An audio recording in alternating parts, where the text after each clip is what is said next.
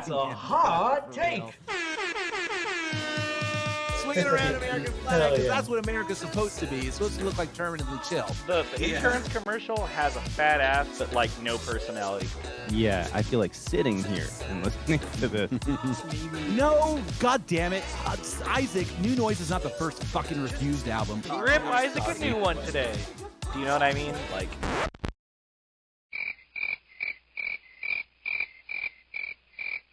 Don't touch my records. Ever.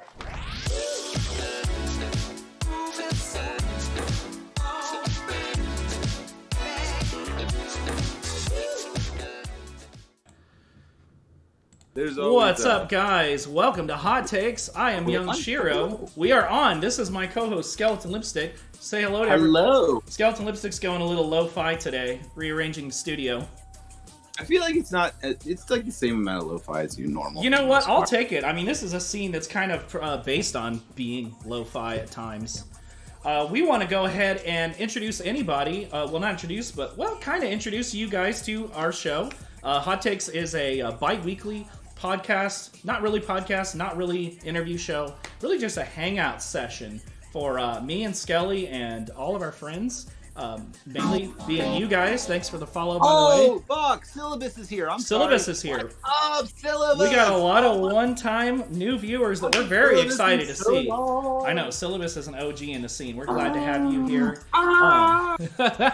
We got brand new artwork. Neon Night flashbacks right now from Lux's Golden Show. I know, Syllabus has been around for a minute. Very glad to have Syllabus old here. Days when Neon Nights when Lux used to host her live stream. Which again, hello to you regulars, and hello to you newbies. Do not hold back. This is a safe space for all opinions. Feel free to argue, debate, comment, query, opine. Again, like I told our very special guest today, the only rule is keep it clean. It's okay to punch up, just don't punch down. We want to make a very, very special shout out really quick to PJ Rourke, who created our new artwork. Yes. Fucking amazing. Love PJ Rourke. Commission PJ Rourke for all of your graphic needs. They have a handful of open commissions. I don't know if they have them right now, but get in touch with our good friend PJ Rourke if you want some phenomenal artist, also a phenomenal musician and producer as well. And also yes, exactly. Check that out. Check Fighting Island out as well. PJ Rourke, they did the cover art for the Skelly Smoochums single. So, yes. PJ Rourke is a very good friend of both of us and should be to you as well. So, follow, subscribe, listen, buy anything you can to support our good friend PJ. And with that being said, let us know if our levels are off, if I'm too loud, if Chris is too quiet, if Disco is too quiet when Disco jumps on, if the music is too loud, etc. Without further ado, we're going to go ahead and launch. We're going to start with Skelly, who has a few recommendations. I saw one of your recommendations in your Insta story today, actually. Oh, yeah. No, actually, that's I assume. Hold on. That's the one I'm going to make. Hold on. I'm just putting a link for the Skelly Smoochums. Yeah, song. Go ahead and run that link so you can support Skelly and PJ. Yes. You can do it here, but I'll post a Bandcamp link for it later, too. But PJ did the cover art for that song. Anyway. Okay, recommendation time. Oh, I've been listening to a lot of stuff lately, but one of my favorite things that I have been listening to has been Patch Notes. I'm not sure if you guys have checked out Patch Notes. Patch Notes. I believe they just I think their last album, Golden Hour, which I believe is also released on Pacific Plaza, I think in physical format, if I'm not mistaken. It's a phenomenal album. It basically gives me lots of feels. It has a very open sort of quality to it, but that open quality is open because it's filled with so much sound that's just pushing the boundary of your emotions out as it plays. It's some very sparse but excellently placed drums that are in it. The synthesizers are thick and dreamy. And there's always these sorts of like human quality going on underneath all the synthesizer, all the hazy synthesizers, and teetering drums that go out through it, and that gives it this sort of emotional quality to it. I get a lot of feels from it personally. If you are somebody who's a fan of some of the things like Eastbury or A Hero or Simple Syrup or Van Gogh. Cool. It's very firmly in that sort of this sort of like kind of burgeoning, sort of like dreamy, like floaty genre. It's like, I don't know, it's like very, like, very floaty vaporwave. You know what I mean? Like you really. But this is this work by Patch Notes. I keep going back to this album, and it really hits me. Really hits me in a way that that I don't always get hit by, but with music. And it sort of makes me this, feel it's very sensitive. You know what I mean? It's very sensitive sounding music. And I love that. Makes me feel very sensitive when I hear it and very, very vulnerable. So I don't know. It's this very floaty, vulnerable sound. And I think it's great. If you need a song to start with somewhere, I mean, personally, my favorite is Breathe, but I know that Baby is also a very big song on it. I think that's gotten the most listens so far. But really, go check out Patch Notes. Just a wonderful work. Don't forget to link it. Yes, I'm going to do that. Oh, wait, Lux did it already. I'm sorry. Lux did it already. But this is some really, really elegantly produced, sensitive music. And I dig it. I dig the hell out of it. I can't say enough good things about it. So Patch Notes, Golden Hour, out. Let me see. I thought released by our very own Pacific Plaza, aka Alex, who is a friend of the show. Of course, with excellent taste. So you can really trust anything that Pacific Plaza is putting out for the most part. Anyway, for the whole part, not the most part, for all the parts of Pacific Plaza, you can trust anything they release. And this does not disappoint. And go listen to it. Damn. I need to listen to it like yesterday. Have you got any other acts or albums you want to shout out real quick? Yeah, I mean, while I'm at it, I mean, I mentioned some other. I've already shouted out Simple Syrup before, but we can also I'll shout out Van Gogh as well. Apparently, they can really throw a good show. That one show that A Hero did back in Chicago had Simple Syrup, Van Gogh, of course, A Hero, Be Careful, iClick, and I saw footage and it looked pretty fire. That sounded like such a good show. I forgot that Van Gogh was on that bill as well. Yeah, but you can check out maybe like Loser's Landslide. Oh, Van Gogh's coming out on Pacific Plaza too. Oh, really? Yeah, amazing. At least I think they are. Yeah. Okay. Yeah. This is like a very like burgeoning sort of sound that you're getting a lot in certain vaporwave enclaves right now. This is sort of like kind of like dreamy, very like emotional floaty sort of vibe. Very reminiscent of the Eastbury. You know what I mean? It's really interesting to me to see like George Clanton not just going from being the person that we all really love his music and admire his tenacity and work ethic, but actually now like really beginning to like the sounds that he makes beginning to like sort of seep into like younger producers' work, and then taking the sounds and reinterpreting them in a different way and now making it like a different sound. You know what I mean? It's crazy because a lot of those guys have been in the George Clanton fan club. It's amazing. A lot of those guys have been in the George Clanton fan club. Like I remember when they were just kids messing around with SPs, and now they're like putting out some really, really next level work. They really are, and they're taking their influence and they're doing something new. You know what I mean? And so I'll recommend those. Van Gogh and Patch Notes. So Loser's Landslide by also a phenomenal album. Very cool. I just bought a shirt for Van Gogh. Actually, there's a really cool. Oh wow! Has the iconic face on it. It does. It's that's one cool thing about Van Gogh. I don't know if they're anonymous per se, but they've got the mask on all the time. So very cool. I would love to see them. They put on a hell of a show, huh? I'd love to see that. I'm told. All right, man. Well, thank you for the recommendations. You guys got a lot to go on. I personally would love it if you would shoot a couple tracks to my inbox. Sure. Yeah, thank you. I have a little bit of a hot take I want to roll into. I want to stop really quick and just congratulate you on an outstanding dance party last weekend. Thank you, man. That was so good. I'm not sure if anybody tuned that actually into leads.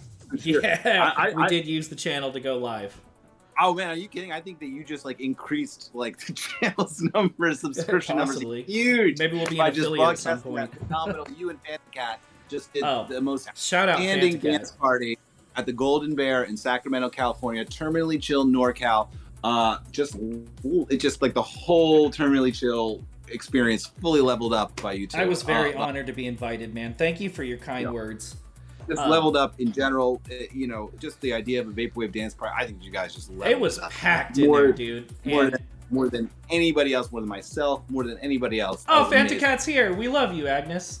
Oh, Agnes is here. Agnes is here. Oh, so is August. August and Kev, 2 people from Rosewood, along with my friend Olivia Luxury, who lives in Sacramento, showed up. Fantacat and Isaac Dream Team. Yeah, 100%. Oh, it was great. I was terrified on that XDRJ. Man, they know how to work a party. Well, I'm CDJ ready now. I think I spent 7 hours the week before that. You just sort of like look it up online a little while before you get started. All right, enough talk. Actually, that leads into my hot take. So, Psychic Bond, by the way. I thought it might, so I figured it would start. Nicely done. Get to the hot take because I want to bring Discoholic on. We need to talk to Discoholic, and he needs to put some pants on. But anyways, you don't tell Discoholic what to do. He puts pants on if he wants to. He does not if he doesn't. I'm joking. Discoholic is the king of the show today. You never know if you're gonna get pants or no pants. I just think it's funny. But okay, so just a little bit of etiquette. I don't want to be difficult. We're all adults, but a little bit of etiquette if you're gonna go to a dance party and you're gonna engage with your DJ, but also be there and support your DJ. Some do's and don'ts, right? And Chris, I think you'll love these because you've done so many more parties than I have. Please don't set your drink on the table where the DJ decks are. We had to deal. I saw that on the live stream when it spilled, and I saw Agnes. I tried to accuse Agnes of knocking it over, but she didn't. Somebody bumped the table, and some people had set their drinks on the table. Thank God, her ex-DJ RX2 was fine. Please, guys, don't put your drinks on the DJ table. Don't reach over the decks while your DJ is DJing. I know y'all are drunk and having a good time and you want to do the scratch motion. Please don't put your hands up in the DJ space. It's really disorienting when I'm trying to concentrate on my next blend or riling up the party or using effects. Slap me a 5, fist bump me, whatever, that's cool. And don't elbow people around you. I guess that's between you and other audience members, but apparently there was some elbowing going on at the show. Finally, requests are cool. I'm not as good of a DJ as Chris or Agnes are, but... Not true. Requests are cool, but, if you want me to DJ a song that's 85 BPM when I'm working with 125, that's real hard to do, man, unless you want me to do the whole backspin, air horn, smoke and mirrors thing, and it just doesn't work. So, you can please request, but we had this one guy, and he was just play some Venom Tech. And I was like, what the fuck is that, dog? And I Google it and I still don't know. So just go easy on your DJ. Definitely dance, definitely shout, definitely sing. Be there, buy a drink, but please don't do those aforementioned 3 things. Any commentary from you, Chris? One time I had I was DJing Terminally Chill, and this person came up to me. And they started waving their jewel in front of me, and they're like, "Can I charge my jewel on?" Oh shit, that too. Can I charge my phone on your decks? No, that's gonna mess everything up. No, this is also before I had the CD. I was using the CD. So also before we were really using the CDJs. So I had the laptop and the CDJ, and so they were trying to plug their jewel into my laptop, which was running Serato. That could kill everything. No. Not only can I charge it, they reached over and were trying to plug it into nothing, because they were drunk. There's not there was a dual charger sticking out of the laptop. They were just sticking it on the on the laptop. Jewel here. My favorite actually, was you were talking about requests, and hold on one second here. I'm sure Fantacat has some lovely stories for us as well, so she's in chat. But I seem to remember you having some weird request at one of your shows. I just can't remember what it was. Well, there was this one time. Hold on. Oh, the Wiz's laptop got fried by somebody's drink. Oh, Jesus Christ! Awful. So, speaking of weird requests, there was this one time when when we were DJing Terminally Chill, and there were these French people, these French girls there, right? And the French girls kept coming up to us excuse me. We think that people would really like to hear you play Daft Punk. Can you play some Daft Punk? And I was like, yeah, of course. Daft Punk is fucking fine, man. That fits the format perfectly for Terminally Chill. me to play Daft Punk. We'll get to it. And they kept coming up over and over and doing, will you please play Daft Punk? Will you please play Daft Punk? And we're like, yeah, we're going to get to it. We love Daft Punk here. We're going to get to it. So Shoji gets on the DJ decks, and Shoji starts playing Revolution 909. And then, like, during Revolution 909, the French girls come up and say, are you going to play Daft Punk soon? And we're like, fucking, what the hell, man? Are you serious? Oh, I can't. It just, I wouldn't care, except for the fact that they were actually French. And I didn't realize they were playing Daft Punk. The French people were requesting Daft Punk. We played Daft Punk, and the French people didn't realize we were playing Daft Punk. I mean, that's what's like. I was like top 5 brother instances. Shoji and I like face palms so hard. We're like, we had to say like, we're playing Daft Punk, right? Yeah, we literally are. Are you actually French, or is this a silly accent you're putting on? All right, so I'm glad you agree. One last shout out before we bring on our lovely guest tonight. Everybody, thank Indie Advent for always recording our show and allowing me to upload it to YouTube after the broadcast. Thank you, Indy. I hit him up super last minute about tonight, which I feel bad about. So, thank you, Indy. I in the chat for Indy. Who wants to see Discoholic? Woo! Who came here to talk to Disco? Are you ready to unmute yourself, sir? I'm already. I think he already has. Hey, there he is. I've just been whisper quiet this whole time. Yeah, sorry, man. I'm gonna hear it. Music to my ears. I'm gonna hear about how long that intro was in the YouTube video comments, I'm sure. We are so excited to have you here, man, for the first... You are on camera. How you doing? Oh, good. Oh, man, I better crop you a little bit better. The smooth operator. Oh, no, I'm going to be sitting. I'm going to be sitting the whole time. Did you just say shitting? So let me just put the static back up. Just kidding. All right. Well, let me go ahead and... Yeah, okay, good. You're in frame now. Discoholic, everybody knows and loves because Discoholic throws a weekly 4-hour show. Am I wrong? 4 fucking hours, right? I don't know how you do it. Jesus Christ. Discoholic, right? Holy shit. I can't do this show more than once every other week. I hit for you, 2 hours. If you don't remember, I hit you up right before the mega episode, and I was like, Chris, I have made a grave mistake. It is actually going to be closer to 4 hours, not 3. And you were like, let's do it. But we were fucking exhausted by the time it was over. No, but how do you? He's on the chat. The boy shits. The boy does. How? I mean, I understand that you have so many things going on all at the same time during your show. You've got bits, you've got gags, you've got deep lore. I mean, Lux has filled me in on all the different characters, Scooter and 3 and other people that I don't even know about or remember, like God, Satan, Cube, Driven. Yeah. It's a whole cast.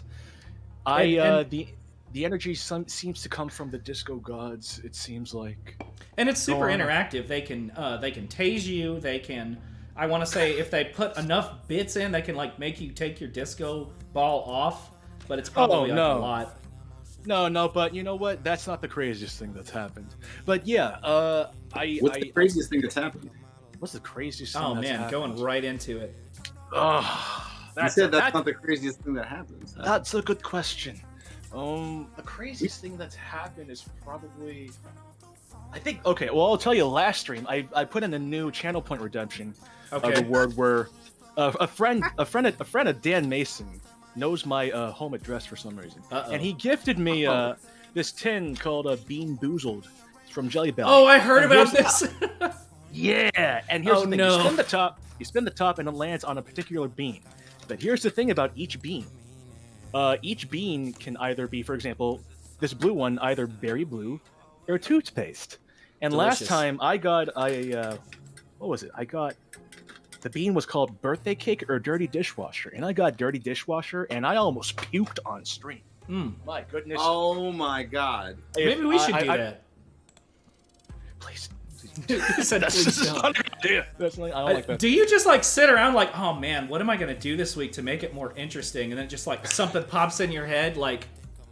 Yeah, like for the first couple of weeks when I was trying to like land on what to do for the streams before I came up with the radio WDSK format, it initially started as like a music production stream to kind of keep me accountable. Because I wasn't really working on music as much at the time, and I was like, why don't I live stream it? Because like it'll be fun, it'll be a way to get content out, and it'll be a way for me to keep myself accountable on like making new music and such.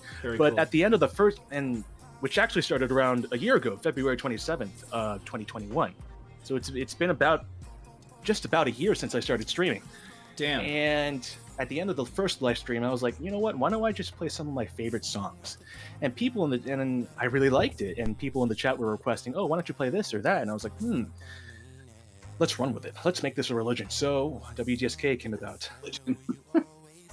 He said, let's make this a religion.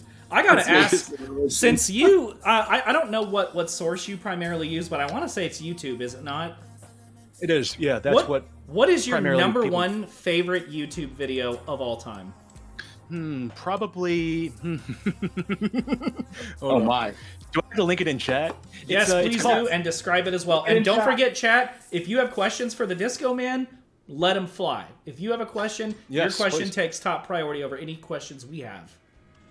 Okay, so one of my favorite videos, it's like, I feel like it's recorded on like an old flip phone from like 2007, and it's called what is it called? Kinda Dansan Pay Manila LOL, which is Okay, I know the language. I know the language. Oh, dude, Pad Chennington is here. Everybody say hi to Pad Chennington while he figures out what language it is. Oh my god. Damn, dude, son, where'd you find this? Pat Chennington, he got me into the vapor scene. I can talk all about that in a moment. We're gonna do that. We're gonna get the most brutal meatball. The most brutal jelly bean flavor. Okay, I linked the video in chat. Okay. It's a low quality video of a dog just kind of dancing around, and the title's in Romanian, and it's just a delightful little boy. I like the dog. I wish I had a rig that was powerful enough to play it right now, but I am not advanced to that level. So everybody, you can imagine. Click or save that link and watch it later. That is Discoholic's favorite YouTube video. Thank you very much, sir. No problem. Anything for you, and him, and Skeleton, and the rest of the people in chat. What's up next? So the chat, I guess, already has quite a bit of information about you. They're being a little shy. Unfortunately. Today. So let's. I want to ask questions. Yeah. Why don't you give them the Skelly special? Well, DSS. Well, no, I just really kind of want to know. You're an extremely talented musician. You're a wonderfully imaginative force in general. I just kind of want to know, what was your experience growing up with music? When did you first realize you kind of enjoyed making and expressing yourself through it? Was there something you heard? Was there something that you played? Was there someone who introduced you to something that kind of made you basically fall in love with the idea of creating things in general? I want to actually start with music, but I also want to get to what made you decide to, start developing a humorous personality and what your influences are with that. But let's start with music first. Sure. So when I was 6 years old, my parents signed me up for piano lessons and made me practice religiously for over a decade. And I got really good at piano. And during my piano years, when I was learning piano, I was classically trained. So I started learning Beethoven, Mozart, and what have you. Amazing. And I started learning, and there was this one, when I was just a wee lad, I was probably, 9, 8, 7. I started learning a basic jazz track. I was like, this sounds cool. This doesn't sound like anything Schubert or Mozart or Beethoven could come up with. This sounds kind of cool. Wait, these chords sound kind of weird, but I like it. And from then on, my love for jazz grew into a love for funk. And my love for funk grew into a love of disco. And that introduced me to R&B, house, all these boogie heavy. You came at it from like the classical direction. Yeah. That's really sick. It chronologically makes sense too, because jazz into funk into disco. Yeah, it does. And those piano lessons really helped me because I, became adept at be trying to learn my own things as well as practicing. Because when you're learning piano, I always recommend learning piano as the best way to get started with music production. Gotcha. Because especially if you're learning other songs, because when you're learning other songs, when you're learning how to play it on the piano doohickey, you start to get an intuitive sense of song structure, what the right notes, what the quote unquote right notes sound like. You start to get a feel for, how songs should sound. And you get a better sense of, how do I formulate this idea in my head using the things I've already heard? And part of the reason music production part of getting good at music production involves so much listening to other music. Yes. Kind of like, actively listening to music. Yes. Learning It's patterns. your big skull. Wild. And well, specifically disco, also because my love for disco came from a lot of places. Sonic music on the Sega Genesis. It was kind of funky. They got Michael Jackson on the soundtrack of Sonic the Hedgehog 3, and I was like, ooh, this is kind of bopping. And Daft Punk released. I used to listen to Daft Punk a little bit, like Work It, Harder, Better, Faster, Stronger. Yeah. I found out about that on the early 2000s internet. There was this Flash animation called Work It by this Flash animator called. Oh, I think I Evil remember Sub. that one. Yeah. Yes, I wrote a little bit It's an about oldie. it on Utopia District. Yeah, Sick. and it was a Flash animation using River City Ransom assets on the on the NES, and they were all little sprites dancing to work. And I was like, huh, I can get into this. Pretty cool. And then 2013, Wow, Lux actually just linked it in chat. Sorry to interrupt. Thank you, Lux. How the hell did she? Unbelievable. She really is Go something. on. Sorry. Albino Black Sheep, baby. Yeah, that's my childhood. Damn. Growing, That's I'm a millennial little throwback. Yeah, I'm a little younger than you guys, so this is the kind of stuff I Hey, kinda grew you up can on. hang. Flash animation. Yeah. And fast forward to 2013, right? This was around the time Daft Punk. I was a light fan of Daft Punk until 2013, 2014, when they released Random Access Memories. And I listened to it, and I was like, the first track was totally disco. It was That so feels like your Daft Chris Punk wants album. to say something so Like bad. that's totally your Daft Punk album. Very cool. Hey, you know what I'm saying? Yeah, and Give Life Back to Music was the first track. And when it erupted into my ear holes, man, I was like, what is going on here? And my dad used to listen to Boney M. He used to listen to Boney M is Euro disco, right? And so much. He also used to listen to Crazy Frog. He put it all on all the time in the car. That's funny. That's another story. And all these factors culminated together into me, my love for That's disco. really cool. Thank you. I love that. Okay. We have a backlog of questions in the chat. That's great, but I'm not done yet. So okay. Wait for a moment. Because there's more I need to do before we can get All to right, we'll get the random- autobiographical part out of the way, then we'll do questions. No, because the next thing I need to ask you is that you have a very keen sense of humor, but not just humor, like physical comedy. Do you know what I mean? And that's a very specific kind of humor to really understand and to there's the slide list. So like, you have like a very keen physical sense of humor as well.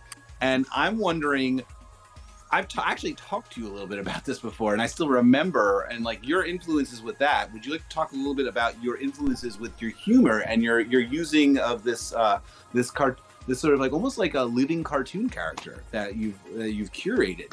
Where does that come from, and where did you develop the things that would come into play for the Discoholic that you currently are, sir? I grew up with Mr. Bean. I grew up with Tom and Jerry. I grew up with you Looney like that Tunes. slapstick. I would say Little that is a Ernest, lot maybe? You know what's fascinating about Mr. Bean is like that's like everybody grew up with Mr. Bean for like the last 25 Rowan. years. Each generation of kids has grown up with Mr. Bean, and I think there's only like 15 episodes of that, and they were made like 1990. There's like But it's 12 iconic. Mr. Bean episodes, and like it's so Couple iconic. movies. Like, man, oh man, I don't know how that was really that. Rowan Atkinson, what a genius. So That's his last name. Thank you you. first connected with Mr. Bean. Now, I also see strains of things like the Zucker brothers in what you do, and also strains of like Looney Tunes in what you do. Damn. You know what I mean? Am I incorrect or what? Oh yes, no. Airplane, the Zaz film, Yeah, Zucker, Just got Abraham, red. Zucker, Abraham Zucker, or Abram Zucker. Right? Airplane 2, The Naked, Naked Gun, Gun. all three Naked Gun movies. Damn, you got some Top classic Secret. humor up in there. Oh, dude. This is like a very specific classic humor, though, that I True. feel very much in his It wheelhouse, works. and that's why I'm Hot bringing it up. Shots. Yeah, Oh, dude. yeah, I don't know. he's I'm like just a big fan of totally- when videos come on that he doesn't like and he just shrieks. Oh, So, that would you, Little did Zoomer you humor. find yourself connecting? You found yourself connecting to that stuff a lot. yes, definitely. I feel like the Discoholic, whole image it's kind of ridiculous as is. It's kind of a ridiculous base, just because like you look at Daft Punk, right? They look cool. They look like cool robots. Here you have an idiot like myself. You can't even see. You don't even know if this guy can see or not. He's just a literal disco ball for a head, and plus he's wearing like. And like Daft Punk, they have photo shoots. You know, they're wearing like leather jackets. They're wearing futuristic outfits on Tron. I like the way you turned it on its head. That's phenomenal. That's really but they can see awesome. out of their helmets. I heard you gave a whole presentation unable to see anything. Here's the truth about that. Yes, I can technically see out of the real Discoholic. He can see. This is just a Snapchat filter I do on. You could have let me be delusional, and I would have just been like, how does he know where everything is? Yeah, I know. I'm holding up 4 fingers, but to achieve, see, the thing is with Daft Punk, I'm using them as an example again. You can see their visors, you can see where their eyes are. True. To achieve the kind of the seamless tiled look, it needs to happen via 2-way mirrors on each tile, and due to having to see out of like a tiled pattern, it basically reduces my vision to kaleidoscopic levels. So I've driven in the helmet before. I've driven in the helmet before for a little bit. Oh yeah, I performed in it. Yeah, but otherwise, I'm pretty much, I would say, legally blind. And it's also hot, and it's also hot as hell in there too. Jesus. Even because I have like 2 computer fans in there. Hooked up to a Damn, USB you didn't bank. play around. You were just like, let me commission this whole helmet. Yeah, nah. Like, there's like 2 computer fans in there hooked up to like a USB power bank, and that doesn't even help. I have to wear like a sweatband on my forehead to stop my sweat from like dripping into my eyes. And I'm already blind as is. Imagine if sweat got into my eyes and I just couldn't see anything. Jesus Christ, dude, that's dedication there. So do you study physical comedians? Do you, in the same way that you study the funk artists and the disco artists that you like and learn from them and then develop your own style, do you do that with physical comedians? That's a good I suppose I don't study more as... I suppose I enjoy them more than I actively study them, because I just consume so much of that stuff. I suppose that's a form of study. Like Monty Python, Tim and Eric... You know, of course, the classic cartoon stuff. All that kind of stuff really appeals to me because their ability to convey comedy without drowning the viewer with, I don't know, dialogue. Right. You know, it's just like a huge setup or something. Exactly. It's just fun. Yeah, like a hyper expression of one's physicality, of one's like gesturing, of gesticulations and stuff. You're very theatrical with your gestures, I've noticed. Very theatrical. Very exaggerated, like... Well, I remember like being on Funny Net. Like a living cartoon. And everyone was talking about what they were watching lately. And like, you're like, well, the new Looney Tunes series is phenomenal. Like, and Randy was just like, what? Well, of course you're watching the Looney Tunes. You took umbrage. You're like, what the fuck, man? That's good shit. Oh, that's funny. It is. It is good shit. It's phenomenal shit. That Chuck Jones stuff is unparalleled. So have you just always been kind of like a ham in your personal life? Have you been like the class clown or like the guy that's the funny guy? Like, that's a good question. Yeah, why am I not surprised? Really? I've always kind of been the weird guy. Welcome to vaporwave. We've all you know what? That's why he's here. Exactly. It's weird how I'm in this scene. He's like the smooth, popular guy in vaporwave, but outside of vaporwave. Yeah, that actually brings me to my next question before you can start taking other people's questions, which is like, okay, so now I understand the music, I understand the physical representation of Discoholic. But now, how does he make his way into this little world? You know what I mean? I need to know this. Okay, go for it. Summer of 2017. Fiber had something to do with it. I want to know the background. Summer of 2017, I was in my basement with another member of Discoholic, and we were writing a song. When suddenly, I got a message on SoundCloud randomly from this guy named Fiber. And it was like, hey, we're a big fan of your music. I run a record label called Montem. And we were wondering if you wanted to join our community and maybe release with us. Love, Fiber. And I was so excited because all the other communication I've received on SoundCloud was all from bots. So to hear a voice, a real human voice reaching out to me, and I learned later that Fiber happened to live like 1 hour from me.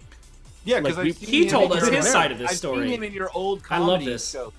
You have like old comedy, skits that I don't think are available really anymore. But Wow, that's cool. and I've seen Fiber in them before from when you were younger. Yeah, I love that. And so we hit it off. I joined his record label's Discord, the Montem Discord, and we really hit it off.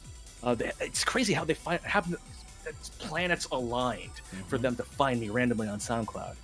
I mean, And that's imagine how, that. Even when this stuff first started, like back in like the early 2010, 2011, like I was in the void, and I was literally found Same. by surfing. Formless. With Really? by Ant. Yeah, Ant from surfing found my Surfing. music. Oh, Yeah, wow. Okay, I actually didn't know this. Penny from surfing. I knew you were on Airplane. Airplane? That was called? Airlines. Yeah, I was literally Not the found movie. by Penny, and Penny was like, "We really like your EP. We have this record label we're starting up, and we want to know if you could do a full length for us." And then I got pulled into the world. Well, I guess right when the world developed, I guess when everyone got pulled into something. And that's like similar. I think it's a similar thing with me, Very but just a cool. different. You know what I mean? Man, I had to Yeah. find it on my own. It was super lonely. I shot my shot into the void on Tumblr for like 10 years before I started. Tumblr, let's Bro, go. like I met Chris on Facebook in like what 2014 maybe? I don't know. 2013. No, I think it was earlier than that. It was early as fuck, but like I was just a fan. So that's really cool that somebody found you, reached out to you instead of you having to claw your way out of the void. You know. Well, here's the thing. After that, it wasn't until 2020 when Pat Chennington, we kind of knew about each other. I made a funny video. He mentioned a Discoholic song on a recent video. Discoholic Still Down to Get Down around late 2019.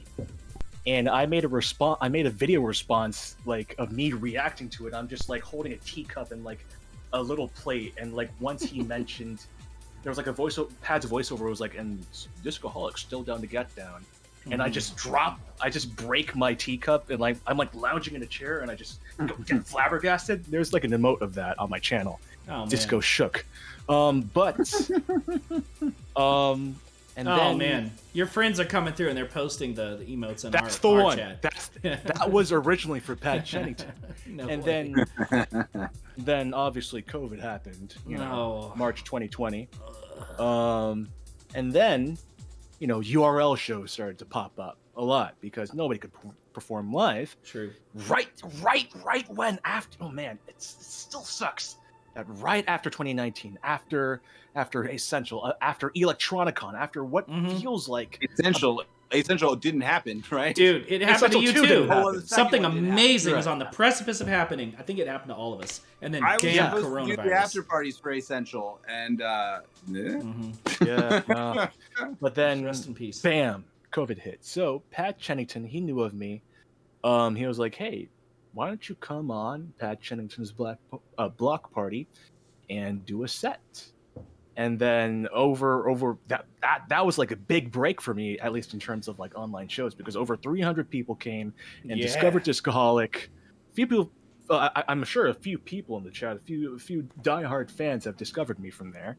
And then from then on, I just kind of made my way up the vapor scene. Is that as the one where Pat you guys Chennington. did all of those skits where like you went and hung out with the Wiz and you had the disco sauce? Y'all were driving that was the around next and you one. made him eat the burger. Okay, that was the next one. I got you. that that God, was, that shit was funny. Thank you. Yeah. Oh, yeah. very fun. Wizard of Loneliness is in the chat. It was yes. fucking hilarious. Let's be honest. Thank you. Yeah, let's be honest, that was funny. Yeah, we don't have a lot of hot funny guys take, in vapor. This is like, funny. oh shit. That's the thing. That's the thing. Part of the reason You cornered it. Like, yeah, like because like you love what? Ronnie hit me up and he was like, "Hey, I've seen your news. I've seen your stuff. I've seen you perform on Pat Chennington's block party. I'm working with the Wizard of Loneliness. We're doing this thing called Vapor Space Channel Surf, in which the theme is it's like surfing through channels, and it's like a URL festival." I remember that thought- one. Yeah, Dan's thought- set was funny too. Yeah, I was like, That was really good. That was where he was like spinning around on the Home Shopping Network. That was Like getting all sad and shit. really good stuff. He did so good. yeah. And before that, on Pat Jenkinson's block party, there was a Discord, right? And there was a green room where I met in the green room for that. Yes, exactly. Hell I yeah. met you. I met 3D Shout out Blast. Green I met. Room. Yes, I met Dan Mason. I met all these vapor artists. I remember Really what hit you it off. said to me is you were playing the video games and I was doing something and you're like, you have good stories. I like you. Yeah, right. In the green That's room. why I picked him. Yeah. Yeah. And I met so many vapor artists there, and then I learned that Wizard of Loneliness, he lived in New Jersey, which was, about like a 2-hour drive from me. Oh, that's not So I was bad. like, let me drive over to the Wizard of Loneliness's place with Fiverr, and let's film these skits as like, little in-between sets, like the bumpers, like the ads, and put them all through a VHS filter so it really fits in with like the old school vapor, TV telethon kind of theme. And bingo, bango, bongo. That shit was so funny, dude. Like, it was unbelievable. Thank you. Somebody wants to know if you still have the cowbell. That's what I'm talking about. At the ready. I repurposed so many of my things for like the stream. We got Like, a hot take in the chat I want you to respond to. Cash says, hot take, funk is better than disco. What say you? I respect your opinion. I mean, funk came before disco. I mean, there are a lot of ways you can look at disco as like a watered down funk because it simplifies it to like a 4-on-the-floor beat. There's less complexity. But you know what? I respect your opinion. This is a safe space for all opinions, and you know what? Sure. I like funk. People think Discoholic. It's weird because when I tell people about Discoholic, they're like, "Oh, what kind of music do you make? What other answer do you expect, dude?" But, Yeah, no shit, right? yeah, but like I like anything. I like anything in the disco sphere: funk, R&B, French electro, blog house, anything. He just said block. I know, blog house is not. You know what, man? Though I I think it's understand. just a dirty word because Bloghouse involves like a lot of artists. There is a lot of disco-y stuff in I mean- Blockhouse, so I respect it. Bloghouse to it's me just is just not like for me. blogs were really popular and they were promoting a lot of electro and a lot of electro they were. remixes, indie artists, and that's what that movement seems like to me. It's really interesting. There's a book. They just made a book recently about the They Bloghouse did. movement, and They I did. haven't read it, but They made a book about that shit? I just Damn. ordered it. I just ordered that book, so I'm waiting for it to come in. Oh, you I could would. just, I guess, but I like the musical. Hey, we gotta have some Blockhouse- variety in here. Bloghouse book. It's called Never Be Alone Again, named after the Never Be song. Alone Again. That's right. Yeah. Yes. Should be reading that. Ooh, I'll read that soon. Damn, the Wiz just doxed himself on stream. What's up? Hang out at Wiz's place. Yeah, let's go. I'm down, man. I want to go to Record Exchange. I've been Hell meaning yeah. to You could Yeah, sit down man. and listen to some metal records. Yeah, fairly. What was it? Like summer 2021. Wiz invited me, Christ, John, and Fiber to his wedding, which was really nice. It was a great Oh, I time. feel like I remember that. That's beautiful. That was the first time I met Christ, which was really cool. After like talking with him so much. Yeah. Man, he is a lot of fun to talk to. He is very quiet through DMs, John? but once he gets on here through DM, he's really to me he is. Hell yeah. Once he gets on here, man, he doesn't stop. It seems like he's the guy who doesn't want to leave the party. I mean, I feel like yes. That's a compliment, by the way. I love John. John. I love talking to John. He is the best curator. He has the best taste. Yeah, Yeah, he does. I mean, I feel like he has a lot to say after running business casual for so many years, nearly 10 years. The now. guy knows what And he's talking about. Just one guy. That still blows my mind. No He shit. damn Uber to deliver his mail. He doesn't drive to it. I can't believe it. What? Yeah, he takes doesn't it- drive. Wow, I did not know. That's Right. unbelievable. It's Uber and then brings all his fucking like records that That needs to poor be guy sent to. must be exhausted. I mean, yeah, every week, every Friday, every 12 p.m. God, I have total respect for what he did. I first met him at Electronicon 1, and after a set, and I was like, cool. hey, I pulled him aside. I was like, hey, I really respect the work you do with Business Casual. I was like, oh, thank you. And I showed him, hey, I don't know if you know Discoholic. Oh, I've seen you around. Oh, that And- guy. Good job. Yeah, that guy. Yeah, I know Discoholic. So that's how What a that guy. happened. I remember in the Mega episode, Skelly tried to interrupt and he said, "Yeah, let me finish." That was hilarious. One of the only guests that's ever stood up to him. Yeah, let me finish. Especially on an episode like Hot Takes. Yeah, he's got to get his word in. He knew, man. He was prepared. Hey, man, this is way too wholesome for me. I got one. I need to know, what is the biggest problem with music right now, Discoholic? What's the biggest problem with music? Yeah, man, I need you to shit on something. We're 45 minutes in. All right, you told me not to punch down, but I'm gonna. Just kidding. I feel like a lot of people. Let me look through my Twitter drafts. Damn. I feel like that's a good indicator of I feel like if you're trying to make your way up when you're making music. If you're making music for fun, that's perfectly fine. If you're making music as like a hobby, do what you want to do. But if you want to kind of pursue music as more so of a living, I feel like more and more musicians need to take a look at themselves and be like, what am I doing? What am I offering artistically that's different from any other Joe Schmo? I got you. Find your niche. Find your niche. And again, if you're happy doing what you're doing, if you like making music solely because it's fun to make music, not that anyone else, is making music because they're an industry planner, they're making music because they have to. Mm-hmm. I'm saying that if you're trying to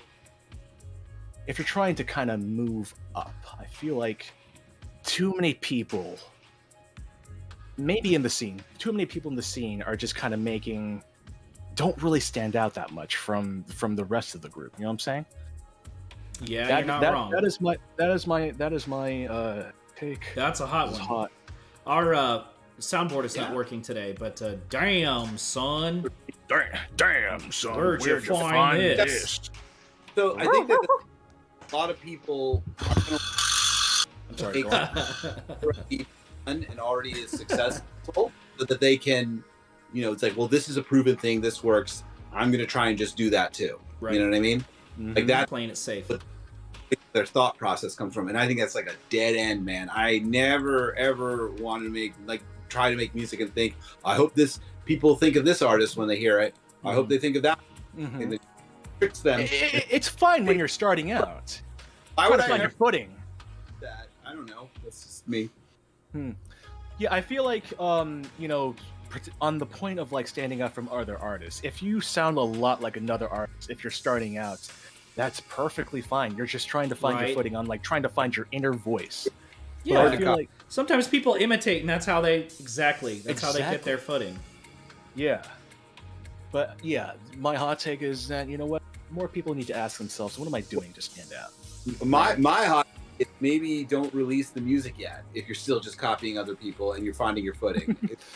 Fucking put it out there, because it's just too fucking easy for people to just put out whatever they want and then yell at people to listen. Save to it for the deep cuts. You can put out a 3 terabyte, 300 song release like Mesh. Not go back to the drawing board, see what you can do that's more unique and different and feels like your own voice. You know what I mean? I made a bunch of songs that I'm like before I started releasing Skeleton Lipstick stuff. You know what I mean? Ooh. Skeleton Lipstick, old secret classics release when? I don't know. You gotta start yourself a little Patreon and put your old bad songs collection. Right away. It's like, well, who am I to say? You made the music you can, and you can, if you can put it out, I guess you can. But I don't know. You might find yourself years down the road being like, I wish I waited a little bit and perfected what my sound was a little bit more. Was a little bit more comfortable with my sound before I started putting it out there, labeling it, putting myself behind it, pushing it on everybody. You know what I mean? Just because you can doesn't mean you should. I feel like it depends on what we mean by release. Do we mean a full official release that's on physical, that's on streaming services? Do we mean just a SoundCloud? Do we mean a SoundCloud snippet, or just something that's on Twitter, as a video? Right, like a free sample submission or something like that. I mean, Dan Mason has his own SoundCloud for one-offs. Yeah, that's okay. He has lost so much faith in SoundCloud. I don't blame him. That he's turned his main SoundCloud into kind of a hub for his whips, for his unfinished stuff, for his old stuff that he's even had in the description has a little legend for how to decipher he puts like a letter in front of them.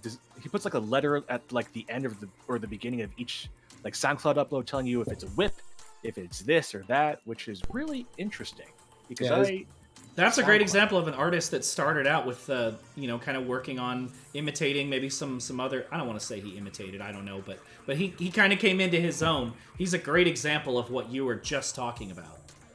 Mm-hmm. Yeah, his latest. I'm sure you've heard Dan Mason's newest album. What was it?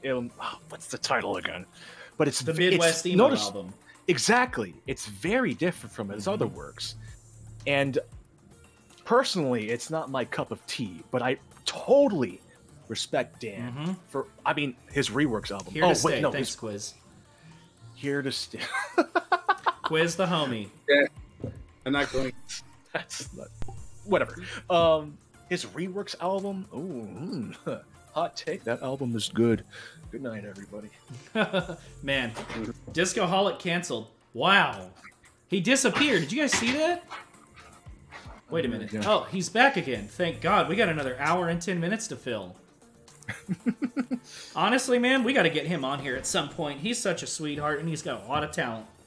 Dan Mason, yes. Eventually. A lot of people in the scene. So many talented people in the scene. We got to get Dan, obviously. And they all have such fun, unique backstories. Since day one, but we got to pace ourselves, yes? For sure. Absolutely. Yes. Well, I appreciate you being able to give us a hot take. After all, we are called hot takes. You've kind of blown up in popularity recently.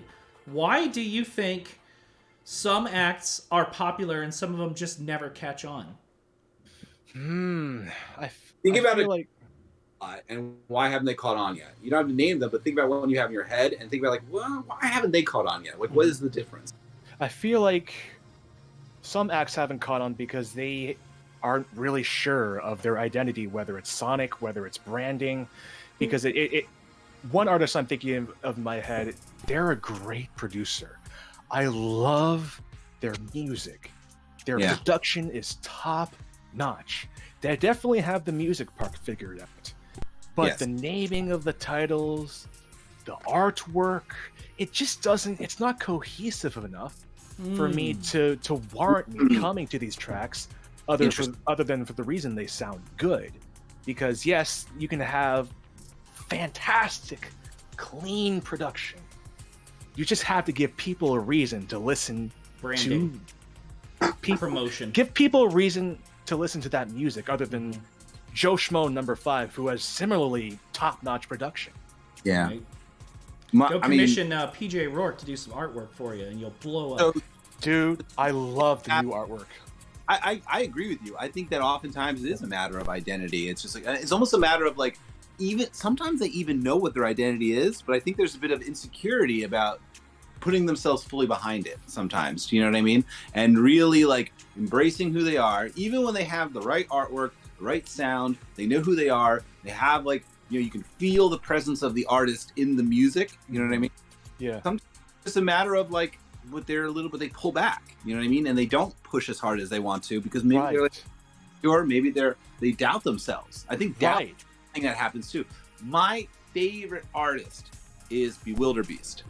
He's an early vaporwave / nascent scene. You know what I mean? He's another airlines artist as well. In my opinion, unparalleled in production and unparalleled in experimentation, but still keeping it accessible and very interesting. He uses a wide variety of synthesizers. Sometimes they're more current ones, sometimes they're analog ones from the 80s, and sometimes he even uses a lot of like Euro track stuff too. Like he's like very proto vapor. Sound like listenable, in my opinion. Like that's just usually for hobbyists, not even real musicians. Like he fucking uses it in a way that makes it beautiful. And like his artwork, like his visual presentation for all this stuff was like, in my opinion, like just like so much fun. Oh my god, it's so, I'm in another world. You know what I mean? He's got it all, but I just don't think he ever pushed his presence enough. And like he's still around. And I'll sing Bewildered Beast's praise to the end of time. And George, if George were here right now, he'll back it up too. He'll back. It's one of his favorite artists as well. Great like intersection between chill wave and Vaporwave right there. I know what Bewilder Beast is doing, but I love it. And that's like what you want. That's exactly if you're like an kind of some Italo disco vibe too. Accessible. That's exactly how you want to be described. You're like, I don't know what's going on here, but I love it. You know what I mean? Right. But anyway, and then like I think that it has a little bit to do with just not putting yourself out there enough, not maybe having a little bit of doubt. You know what I mean? And doubt's right. Like having the lack of doubt to like realize your full potential with what you have right now. That can often hold you back. And maybe a little shamelessness to boot. A little. You gotta be able to let it all hang out, baby. Let your nuts hang, baby. But I mean, look, the man has no pants on right now, and I know I'm fucking. You know what I'm saying? Fuck up. There's shamelessness to really push the your presence, right? If you're really secure, if you really believe in what you do, and really feel confident as an artist that you're doing something interesting and different, you got to be a little shameless, Mm-hmm. You have to be, respectful, and you also have to be humble, but gotta be a little shameless too. Yeah.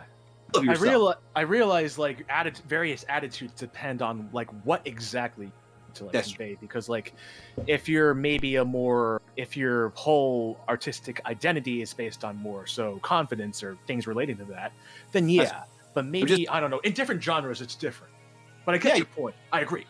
You're right. You're right, because it's a whole different set of rules if you're an anonymous artist doing something mysterious, right? Ooh. Like that thing too. It's like, how do you become an anonymous artist who bases their identity on mystery and become successful? Like that's always a strange thing, right? Like what is the trajectory for that? And like I think that I'm not that trajectory. I know you're not that trajectory. We gotta get someone. I mean, we had Lux on before, but even Lux has got a strong presence, a strong personality. Like I wonder if we would be able to get somebody on here who she's got some good branding. You know what That's I mean? a common theme that I'm noticing with anonymous artists. The ones that rise are the ones with really, really good branding or like a strong product, as it were. I hate to use that word, but and then I see your point. Our biggest example is like Telepath. Who's the one that was really, really big? The Skeletons. Oh, Skeleton. Yeah, well, Skeleton. Not Skeleton. They're newer. They were on GeoLol. Which one? Who? Well, Skeleton also is another good example of that. That is a good point. Skeleton is anonymous as well. There's so many of them. Not Skeleton, Lipstick, Skeleton. Begotten. Thank you, Calcium Demo. Begotten. That real weird story behind, who knows if it's true or not. Like, very interesting mythology behind themselves. Lore, to the point, To the point that when I read the Begotten mythology, I'm like, is this bullshit? Like, it's not real. None of this happened. I know, right? Honestly, I think it's fiction too, but it's fun to believe in. It's fun to suspend the disbelief. I don't know. A little hot take. I find all the Begotten stuff a little silly, and it's a little. I'll give you that. I'm gonna get in trouble for saying that. I reread this on that about like, and then I got a mysterious tape where there was a red skeleton laughing, and I was like, who was this? And then the mystery became deeper. I'm like, am I reading fucking creepy? I honestly think they made up the whole story. But I'll take it. Oh, you don't think any of that stuff happened?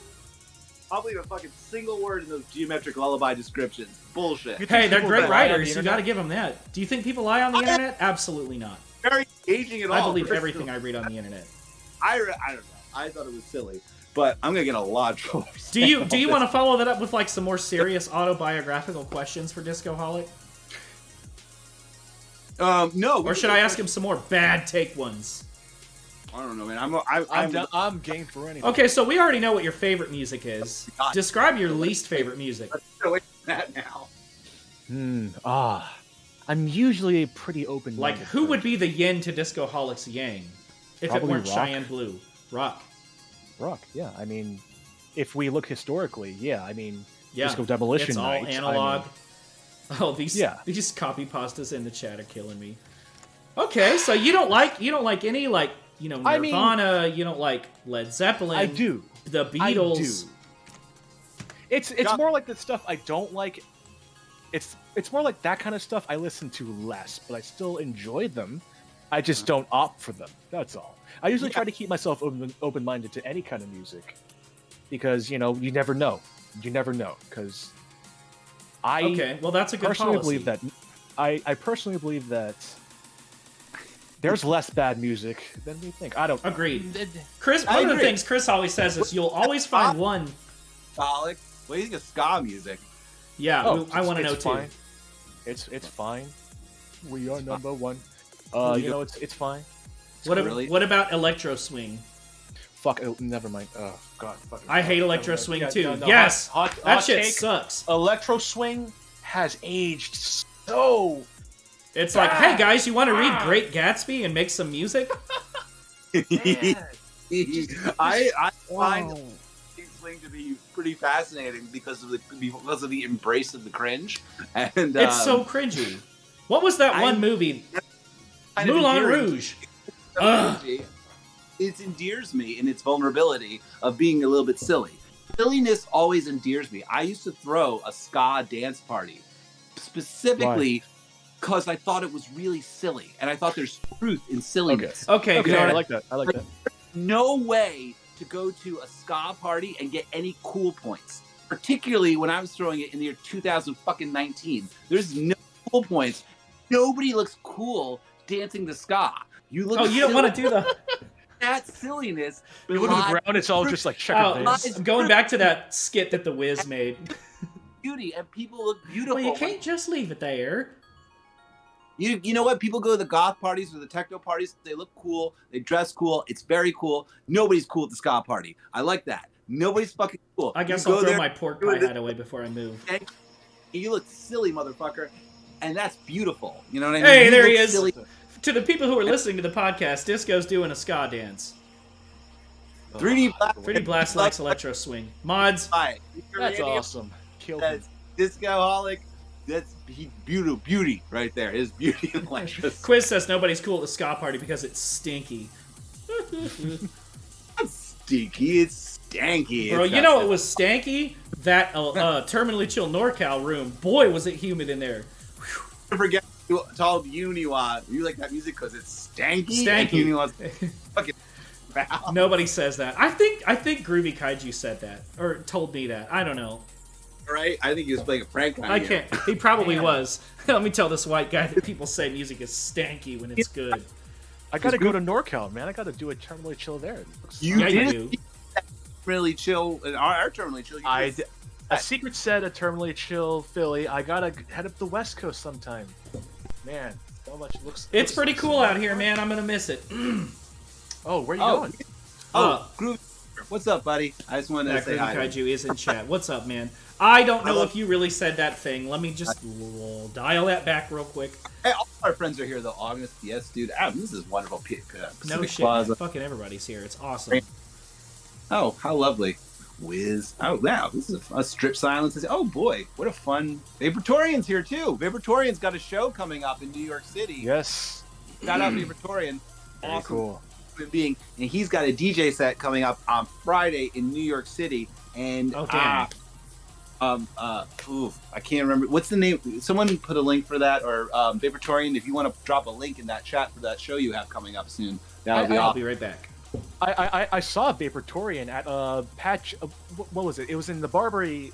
No, not the Barbary. It was in Mercury Lounge in New York City. It was for Aesthetic Nights in 2020. Fiber Power PCME. And he was recording the whole thing. He was recording every set. Oh man. The man. He's the man. I met him for the first time at the show before Electronicon 1 for surfing and 18 Karat Affair, and just what a phenomenal human being. So cool. Love that guy. Electronicon. Go see New York City area. Please go see that. I'm going to try and find a link for this event at some point, but if Vaportorian can drop it, that'd be great too. Man. But live Future Funk Vaporwave show in New York City, and it's the day before the Electronicon show, actually on Saturday. So man, when I went to the Electronicon, I knew almost none of the people I do now, which kind of sucks. I forgot to unmute myself because I had asked you if you attended. Did you go to both of them? Just the New York one. I couldn't fly out to the California. And I did not get to go to the New York one, so.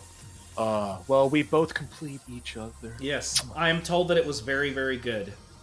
Mm-hmm. Yeah, and it was great. But man, so many of my friends now who played back then, I didn't know them. I only talked to Christ. That was about it. Oh wow. But Same. Yeah. I didn't know any of these amazing people except Chris. I knew Chris and I knew DS Dude. And that's like fucking it. By the line, and you're like, Chris. I know. Wow. I saw you when we locked eyes, and I was like, "Oh my god, it's Skeleton Lipstick." I've known him for like 9 years. Well, not 9 years, but like a long time. Here's that, and yeah. Oh man. And then I met Ronnie like 5 seconds after I met you, and then it was just like, okay. Oh my god, 3D Blast in the chat. He knows. He said Disco hated me. Don't worry. I remember.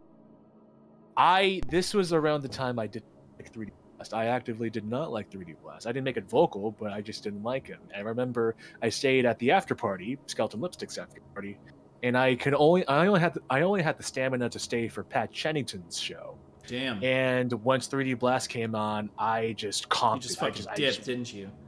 I was tired. It was like, what, 3 a.m., 2 or 3 a.m.? It was the experience of a lifetime. He makes it pretty hard to get into his inner circle, man. A man has its limits. A man has its limits, and the bedtime is a bedtime. So True. Fair enough.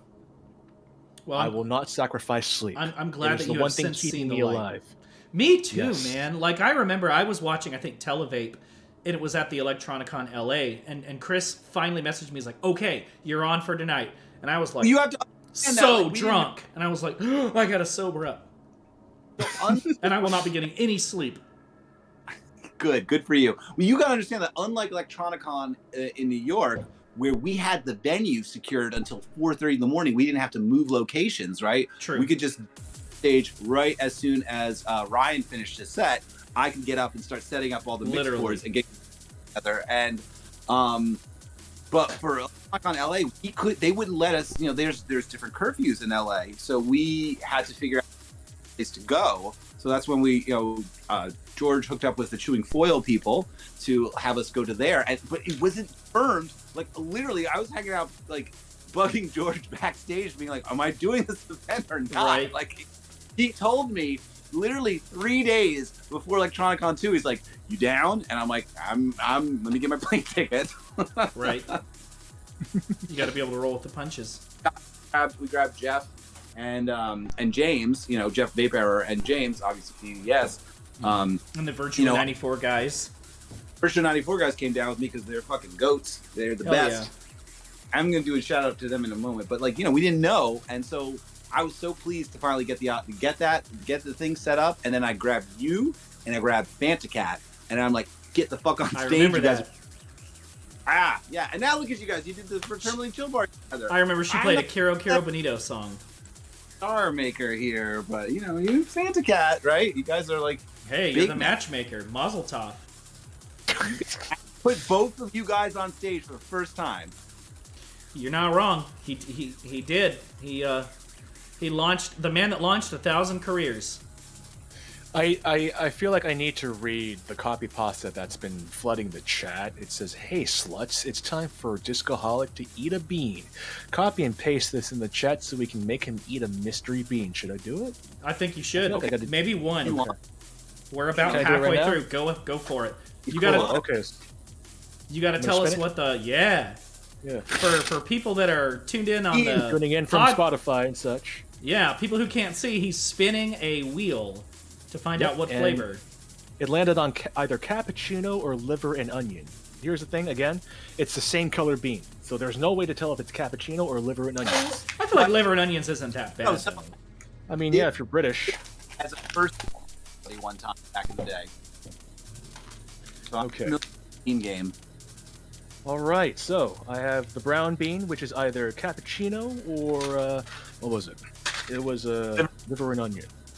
If it's cappuccino, should he eat another one? No, God, please, no. All right, just one. Just one. Just you can tune into my stream at 8 p.m. Saturdays for more beans. Okay, bean. I'm gonna put it in my mouth. Bean. Oh, cappuccino. What a lucky boy. Yeah. No more. Okay. Pain averted. Wow, that is really good. See, it's either really good or really bad. Because Jelly Belly, they know their jelly bean. I feel like dishwater would be way worse than liver and onions. Just saying. I know we've been think about it. I'm just thankful that God has blessed me with the cappuccino. The noise canceling on your phone is being a little weird, Chris. I don't know if you want to try to mess with your settings on the fly right now, but you're getting like it's hard to hear you sometimes. Did it just start? No, it's been that way, but I guess it's gotten a little worse. All right. right, Pacific Plaza with the good questions. What's new? What? Can you ask Discoholic why he likes to put emphasis / rhythmic hits on the offbeats, especially the and of one? Oh, syncopation. I think syncopation makes the world go round, baby. I think it makes, especially dance music, more interesting when not all the elements are landing on the floor, Right. That it calls attention to maybe specific instruments or elements in the song that would otherwise get lost if you put it on, the on beats. Bit of production. Syncopation. Syncopation. Yep. All right. Thank you for Pacific Plaza. Always comes through with the deep cuts, the hard hitting questions. Somebody linked the clip. Sorry, Chris. Go ahead. No, that's fine. I was just gonna say that is definitely something I often notice with producers who just start off is the lack of nuance in the drums. You know what I mean? Mm-hmm. True. Lack of do a little before a snare drum hits every once in a while. Put a little reverse something and put it slightly before the snare drum, and that way you hear a little bit more. There's a little bit more things going on with the snare drum, even beyond just doing more complicated things like adding different drums and syncopations. Just do a little bit to every few snares, do something a little different with it. You know what I mean? Mm-hmm. Underneath it that's very light that you can't even hear necessarily, but something has changed in the texture of the drum hit. You know what I mean? Yeah. The thing about dance music, you could always tell the amateur producers by them not doing that stuff. The thing about dance music is that dance music production is that there's a delicate balance you're always trying to find between having a steady beat that anyone can dance to using 4 on the floor or what have you, and keeping things interesting. Exactly. Especially for old disco tracks, they're 7 to 8 minutes. How do you keep that interesting? True. It's easier when you're on the dance floor in the club when you're not listening as hard as you do at home. You're not listening as you're too busy moving your body. You're too busy dancing. You don't have the mental capacity right then and there in the club to listen to music more intently like you do at home. So, electronic music production, dance music production has always been a balance between keeping things interesting and yet comprehensible, followable, danceable, if you will. Radio friendly and danceable, but interesting. Mm-hmm. We were talking about techno before the show started, and we were a great counterpoint. The counterpoint to techno is that they've perfected the sound design for the snare and the kick drum. If you're in a club or a warehouse party and you hear them and the way the way the timbre is in those kick drums, absolutely, it's just they put a lot of time into making sure that you can play this through a large speaker and it will resonate throughout the entire space. Yes. Mm-hmm. Not rumble. the biggest, but I understand that. I can recommend a kind of techno album, Metro Area from 2002. Okay. It's definitely. I feel like so many landmark electronic albums came out 2001, just Y2K. That was an interesting era of electronic music. A lot of it was very cold and futuristic and kind of clinical sounding. I feel like. Yeah, I feel like it was very seminal. I feel like it was it's kind of like a reflection of the Y2K attitude, right? Because towards Y2K we were the whole world's gonna crash, electronic stuff, and it's kind of like a reflection of that sentiment. True. But there's Daft Punk. What the fuck is happening in the chat? Oh, dude, it's copypastas. I don't know who's writing these, but shout out to whoever's writing the original. I hope you're a great novelist, because it seems like this material... You're going to need to start writing for GeoLol. What was I going to say? Yeah, keep the thread up with the techno and early 2000s IDM recs. IDM. I don't know much about IDM, but I do Y2K, Daft Punk's Random Access Memories. What was it? The Avalanches. Oh man, that's a seminal group. What was the album called? The Avalanches. Since I Left You, or Since I Left You, 2000. Yeah. Mm-hmm. I hear us talking. Since I Left You. That's some seminal plunderphonics. That's Boy, that's another one of those artists that in vaporwave that everybody listens to. You know what I mean? Or most people For listen to. sure. Seeing CX. Along with, like, go ahead. Yeah, Cash Something has some good questions. Yeah. What do I think about Aphex Twin? Aphex, thank you. Thank you, Disco. Aphex Twin. I really, I recently rediscovered Aphex Twin's Selected Ambient Works 85 to 92. Very cool. And while it's not my cup of tea, it definitely helped me survive school, college, just having it on the background. Aphex Twin knows how to create an ambient soundscape that's both engaging, yet still in the background. But other than that, I mean, Come to Daddy, that kind of turned me off. What? Not that kind of thing. You don't want to sit down and listen to Come to Daddy. That's a shame. Yeah. On Aphex Twin, all I can say, Selected Ambient Works, great stuff. Other stuff, I haven't really had. You should check time to out. listen to. Oh damn it! What's it called? I can't remember. I'll tell you later. Yeah. How familiar are you with One of Tricks Point Never's body of work? I've heard a little bit of Echo Jams. People are requesting it on stream. But have you heard any of the other stuff, any of his other projects, like maybe Ford and Low Patent, which is a little bit more of, it's like as if like there's like a Yes album designed by like Vaporwave. It's all instrumentals. It's like him and Ford and Low Patent. They both got together in their studio with all their cool synthesizers. Such an amazing duo. Or you should listen to the album Channel Pressure. See what you think of that. That's all. Oh my god, I love Channel Pressure so much. I am open-minded. That like One of Tricks Point Never's body of work encompasses so many different concepts and ideas, and I would say dig into it a little bit, particularly if you are getting into things like DS right now, which I think obviously you were a big fan of. I've noticed you're a big fan of, then you should maybe start listening to some of One of Tricks' body of work and pick an album. They all sound different. True. Well, the closest thing I've listened to is the Uncut Gem sound, which I really liked. Yeah, that's true. That's like the cinematic stuff, right? I've listened to a bit of Dawn FM, which OPM was the main driving production force behind. But other than that, I gotta start. Yeah, it's a lot like Aphex Twin. Every album is different. Album probably. I mean, my favorite work is the Games album, Games We Can Play. His work under the name. Also, Chris, have you ever seen those charts where it's like, start here, want it to be more radio friendly, go here, more drone, I've seen that for the go radio. here. I've seen that for you Vaporwave. should make one for Daniel Lopatin's work. Because that guy's a genius. He's, in my opinion, the greatest. I think so too. Artist of the generation. I mean, hands down. But that's just me, and probably most people in Vaporwave. Yeah, because like coming to Vaporwave, I've noticed everyone has different backgrounds. That's the best part. Yeah, exactly. It's a little melting pot. Purple 7 album in that picture that which is a One of Tricks album that is drawn of me by PJ Rourke. Oh yes. Oh, that's awesome. I come to Vaporwave like kind of from an admiration. I think the reason I'm kind of staying in Vaporwave is because yes, it's definitely different from the new disco scene, but what kind of keeps me in it is like our appreciation of the vintage of the old. But we have different, even though we have different reworking ways, literally anything. We have different ways of expressing it, but we have the same sentiment. Like a lot of luxury elite stuff appeals to me because thank you very much, right, dude. Oh my god, lipstick elite. Imagine being a fan of luxury elite. Imagine dating her. What a imagine creating late night lo-fi.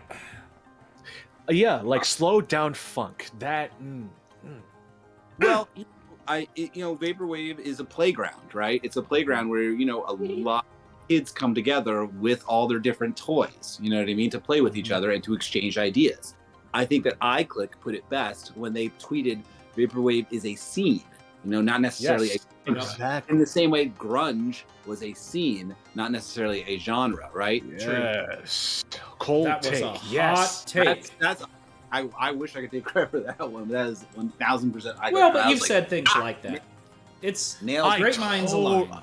I totally agree. Yes, Vaporwave is a movement, not a specific genre, not a specific sound. Well, so Syllabus has a good question. What are some of your biggest influences within I guess I want to know also, what are your biggest influences outside of the Vapor realm, and what are your biggest influences within the Vapor realm? It's easier for me to answer one of those questions. True. Outside the Vapor realm, definitely Daft Punk, French house. I love that stuff. Love Daft. Breakbot, who is kind of the... Oh, I love Breakbot. Breakbot, yeah, signed to Ed Banger Records. Kind of the... If you look at a picture of him, he has like a long flowing mane. He's like the Jesus of new disco. Great stuff. Oh, wild. There's so many Banger and Kitsune, artists, Mm-hmm. Yes, my song Kitsune. Kitsune. Yeah, like I would definitely recommend Breakbot as like kind of the purest form of new disco. Literally just a modernification. Yeah. There's some good shit out there. It's disco just kind of hard to find sometimes. Mm-hmm. Breakbot really is like in a class of his own with that sort of thing, honestly. I remember first Breakbot being like, like we're not trying to really pull too many tricks here. We're just modernizing disco. Exactly. That was like a very interesting thing to me. Like, you're not trying to be electro. But that was like kind of the thing with all the other artists for the most part, yeah. But yeah, most people know "Baby I'm Yours." Like that's fairly recently become a meme. What's it? Ladies and gentlemen, we got him. But anyways, so Daft Punk, Breakbot. Let's see, like classics. Like so many classic disco artists. Probably Earth, Wind, and Fire. I mean, I gotta go with Earth, Wind, and Fire. I mean, you like Sly and the Family Stone? Yeah, I like some Sly and the Family. I like me. You need to go back to that album by them because it's fucking brilliant. I like one of their songs is called "Ha Ha, Hee Hee, Hoo Hoo." Have you actually ever seen footage of Sly and the Family Stone playing live? Because you need to fucking drop everything right now and check it out. Okay. Even just go back to Woodstock. Yeah, just get off the fucking podcast. You maybe even go back to like the Woodstock documentary. There's footage of them playing at that, and it is the most vibrant, exciting shit I've ever seen ever. It's phenomenal. Wow, that's high praise. Ooh, quiz said Zap. Oh my god. A little bit of a... Damn, you made him disappear again. Spotify, our listeners and podcast listeners, Discoholic has disappeared at the mention of Zap. I really need to make him. Where is Discoholic? Because Pacific Plaza has a really good question too after that. I'm right here. Oh wow. Know what I'm saying? Yeah, dude. Zap and Roger. Classic 80s funk, Talkbox funk. It's called a Talkbox. Oh man, I love that's my favorite thing that new disco does is the fucking Talkbox shit. Yeah. There's an artist called Pomrad that does a lot of that, and I love that shit. Mm-hmm. And it's people confuse it with like a vocoder. Mm-hmm. That does like they both achieve the same kind of robot-y effect. But the thing with the Talkbox is it's more analog. It's more it sends the synthesizer signal through a tube, right? And you put that tube in your mouth. It's like classy auto-tune. And you shape the synth sound coming through the tube with your mouth like this. That kind of thing. Well, a vocoder just takes a digital signal coming from your mic and meshes it with whatever mesh with. But yeah, Chris, Zap is a good influence. You had a question for the Disco Man, didn't you, Chris? Me? I feel like my question is, what are you doing here? You need to go back and listen to "Dance to the Music," the album by Sly and the Family Stone, because that's fire as hell. And you have to go watch the live footage of them. You have to understand that album was like, it's crazy. The production is like it's overdubbed over and over and over again because he would just constantly like replace tracks, do this. If you actually listen to it, you can hear the ghost of like the old instrumentations and vocals like underneath it. It's really interesting album. He goes, "Where's Discoholic? We're not done here." Go watch the footage of them playing live. It's outstanding. Pacific Plaza has a fantastic question, as usual. Alex wants to know what your favorite 70s disco record from the USA is. That's a good question. Album. Okay, I know he wants album recs. Yeah, he wants you to stop being a poser. He wants a specific album and track recs. Okay. Faces by Earth, Wind, and Fire. It's the Earth, Wind, and Fire's foray into the. It was their foray into the. So much good production. It's kind of. I feel like it's when Earth, Wind, and Fire were hitting. Quiz. Yeah, that was kind of when I believe Maurice of Earth, Wind, and Fire, rest in peace, said that the band kind of was firing on all cylinders in that album. So I can recommend that album. That's one album. But what else? Fuck me. I'm called Discoholic. Let me ask you this while you're thinking about it. Did you grow up listening to a lot of that, or did you kind of come into it as an adult? I kind of grew up lightly with it. As I said, my dad used to play a lot of Boney M. My dad played a lot of Boney M, Crazy Frog. One of those is irrelevant. But yeah, and that was kind of my... Fair. Oh! In the car, I remember he played Change, A Lover's Holiday. Oh, I love Change. I can recommend... I love some 80s R&B and Quiet Storm type shit, man. Yeah, I feel like for a lot of, 70s and 80s artists, I feel like if you just look, maybe not specific albums, but if you look at their best of collection, I feel like that's where I'd go to. Like, Change has so many good stuff spanning all their albums. Change even came out with an album, fairly recently and had some good new disco remixes on it.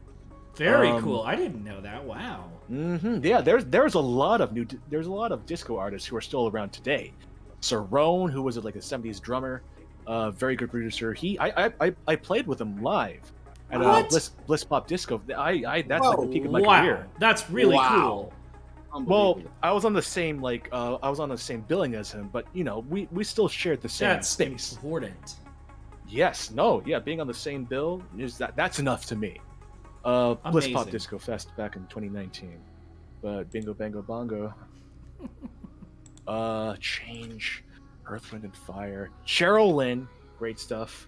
With a C. What else? Cool in the Gang, Sister Sledge. So many. There's too much to list. That's the problem. There's too many. Too many good discos. Well, you're clearly a super fan. You've earned the title. Yes. What would be an example of something that you would hear in a song, whether it be a disco song or any other song, that would just ruin the song for you? Is there a particular sound or anything that just is like, all right, don't even want to hear the rest of it? It's hard to say. I feel like if it shares a lot of...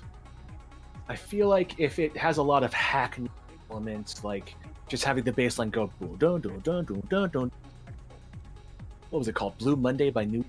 That kind of bass. Dun dun dun dun dun dun. It just gets too repetitive for me. I gotcha. I don't know. It takes a lot for me to get turned off. I'll listen to anything once. Turned off by Blue Monday? No. Well, I mean, I'm just saying the bass line. I'm just saying the bass line. You're saying the derivative versions of that. Exactly. And I agree with. No, I agree with. Yeah, the derivatives. Yeah, that's a good song. Didn't mean to. I didn't mean to shit on Blue Monday. You just say you don't like Blue Monday. Hey man, no punching down on hot takes.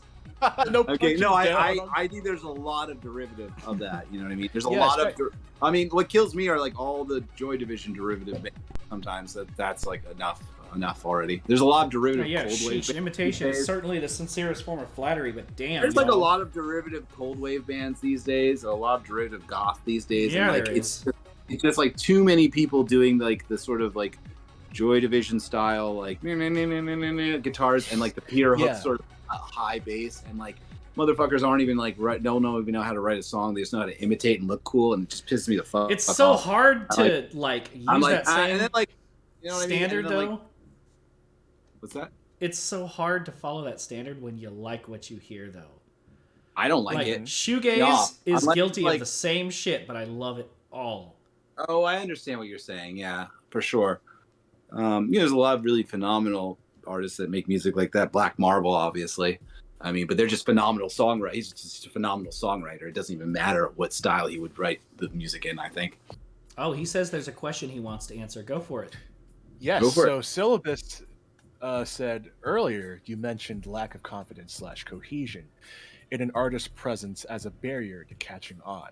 Do you have any advice for those struggling with this? I would say, what are you drawn to? Like, what are you doing? Okay, so if you're trying to struggle with finding your identity, finding your own identity, what are you latching onto?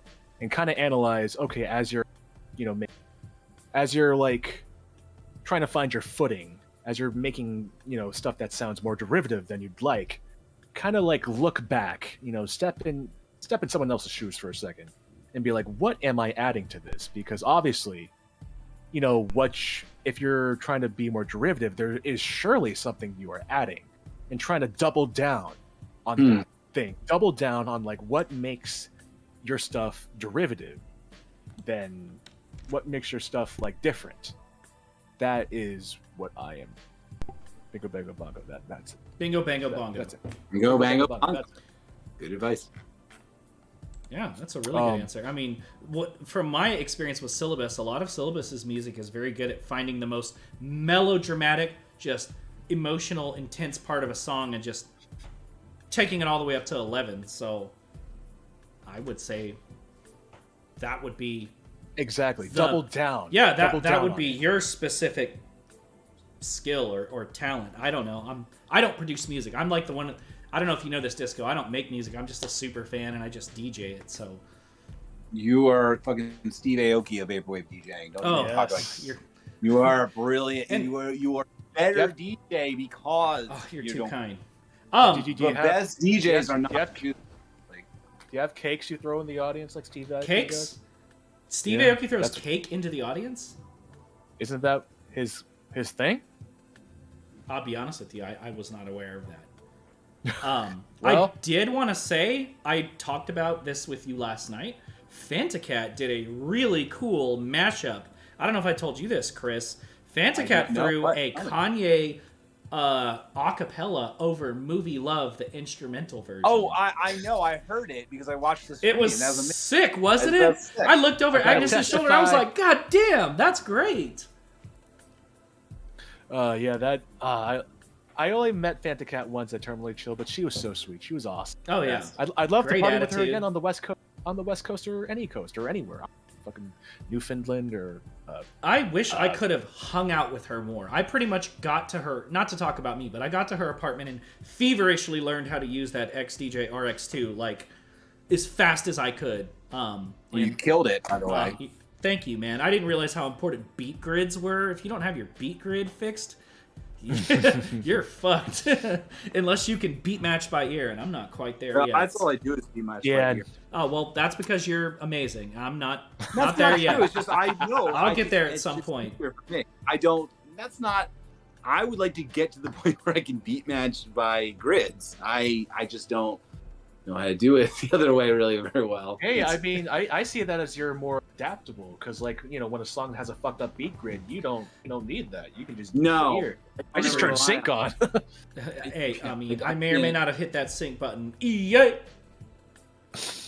I'm not like I like it. I'm like fine at DJing. I just I'm not Isaac in my opinion at all. DJing's so fun. You guys, I don't deserve y'all. Tell us more. Are you very involved in the new disco scene? Here's the way I see the new disco scene. It's a lot of older folks. It's a lot of older folks on Facebook and Instagram, and I feel like I carve out a kind of niche where I'm kind of like Gen Z new disco, doing all this crazy ass Tim and Eric ass shit on like stream. Posting whatever I want. Posting shit posts on Twitter. I don't know. I feel like new disco is the music's good. It's just the scene feels boring. It's kind of like synthwave. I feel like it's a bunch of guys that are obsessed with vintage synths. No. Yeah, obsessed with the same freaking font on every cover. What was it? The hot take. Wow. Yeah. I think a lot of who are outliers find themselves who are outliers and very interesting outliers and make interesting work and do interesting things and have a very kind of encyclopedic knowledge of music find themselves just in the vaporwave scene eventually. I think of someone also like Alpha Chrome Yayo, right? Who's not necessarily like he finds himself. That guy's so skilled. Yeah, I know, and like where he finds Damn, himself. Cyan Blue is here. Well. Who? What? Fiber and Cyan Blue are here. Oh, I like nice. one of them. Ooh, Pacific Plaza says TBH, the best parts of the new disco scene are just remixers doing really good club-friendly-ish edits of classic disco and fun. That's a big part of it. That's a big part of it. The Reflex revision makes the best classic disco edits, but other than that, I mean, I can recommend a lot of good new disco artists like name drop some people. Opolopo, Breakbot, Baz, fucking The other thing about the new disco scene is that like so many like new disco and I'm gonna lump in French touch artists of like who kind of peaked in the 2000s. Their social medias, you can tell they peaked in the early 2000s, and now they're kind of back when they needed record labels to do all their PR. Now they're like posting hot takes about fucking being anti-vax and thinking about doing NFT, Zoomers and it's not like, liking that's awesome. Anyone but them, and people just like them. That's awesome. Please keep doing what you're doing. You are excellent and precious at what you are doing. Excellent and precious. You are. Man. You're great. Yeah. Let's avoid the hot takes. That's a sure sign that your career is over.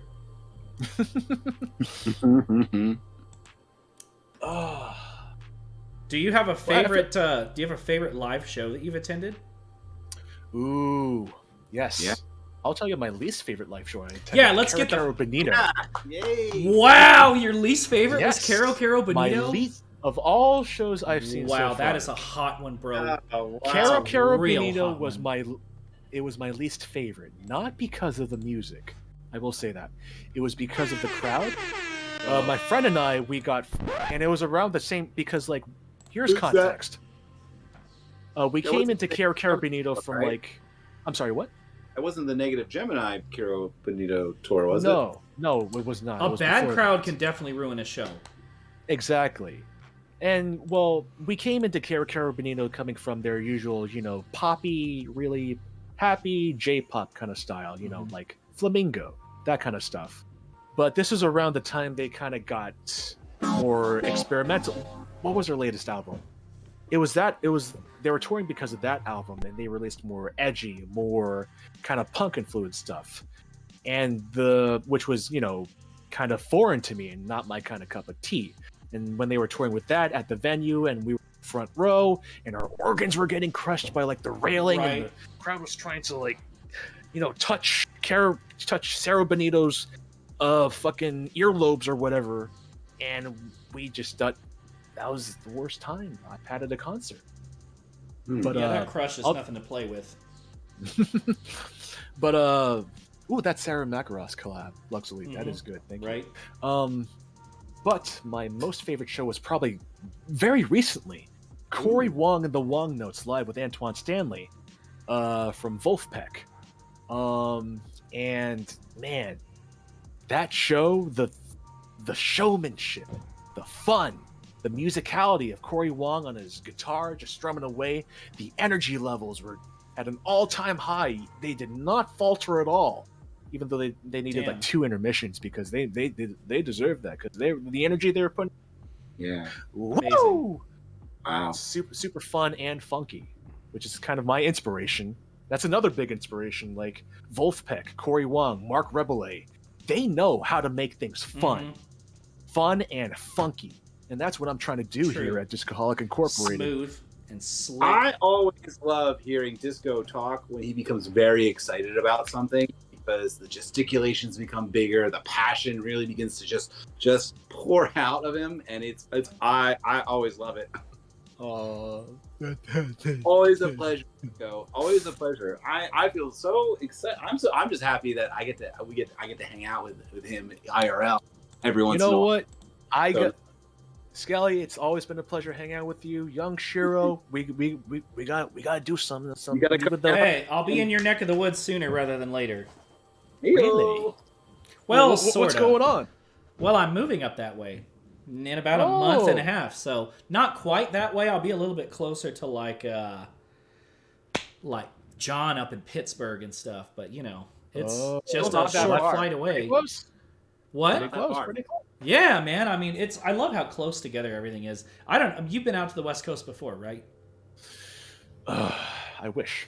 What? Not okay. as of recent. Everything is so far apart, man. Everybody forgets that it takes like 6 hours to get from, LA to San Francisco. Yeah, that's crazy. 5 hours to get from Vegas to San Diego. You guys it's so second nature for you guys. I can't even process that.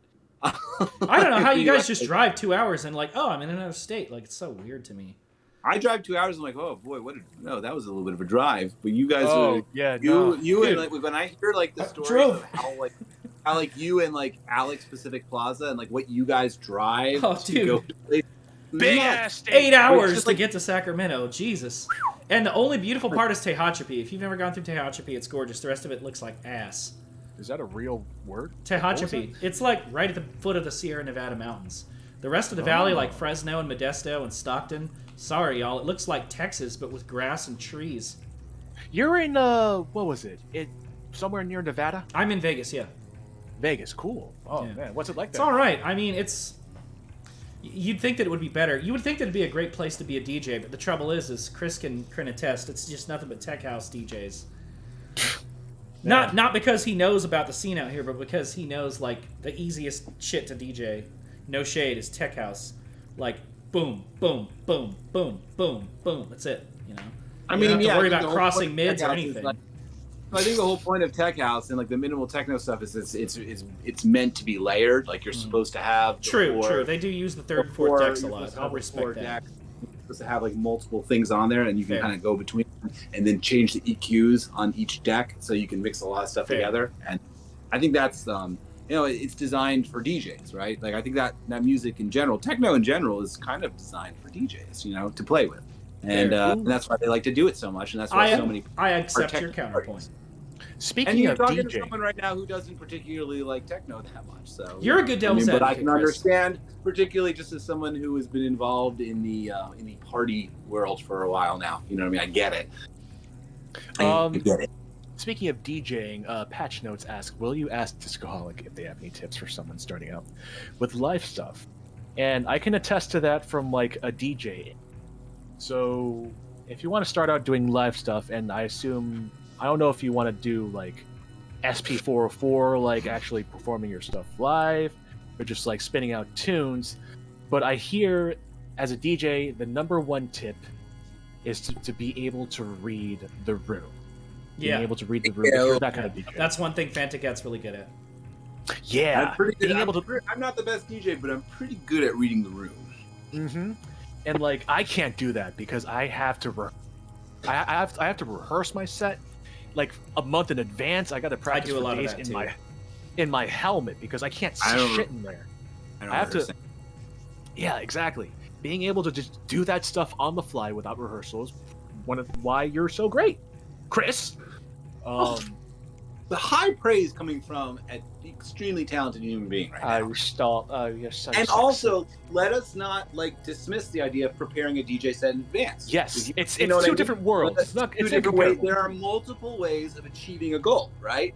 And if you prepared it in advance, that means that you've thought deeply about what the audience is going to be like and what is going to move you. You know what I mean? And you know that you can move the audience with what you're going to do. You know what I mean?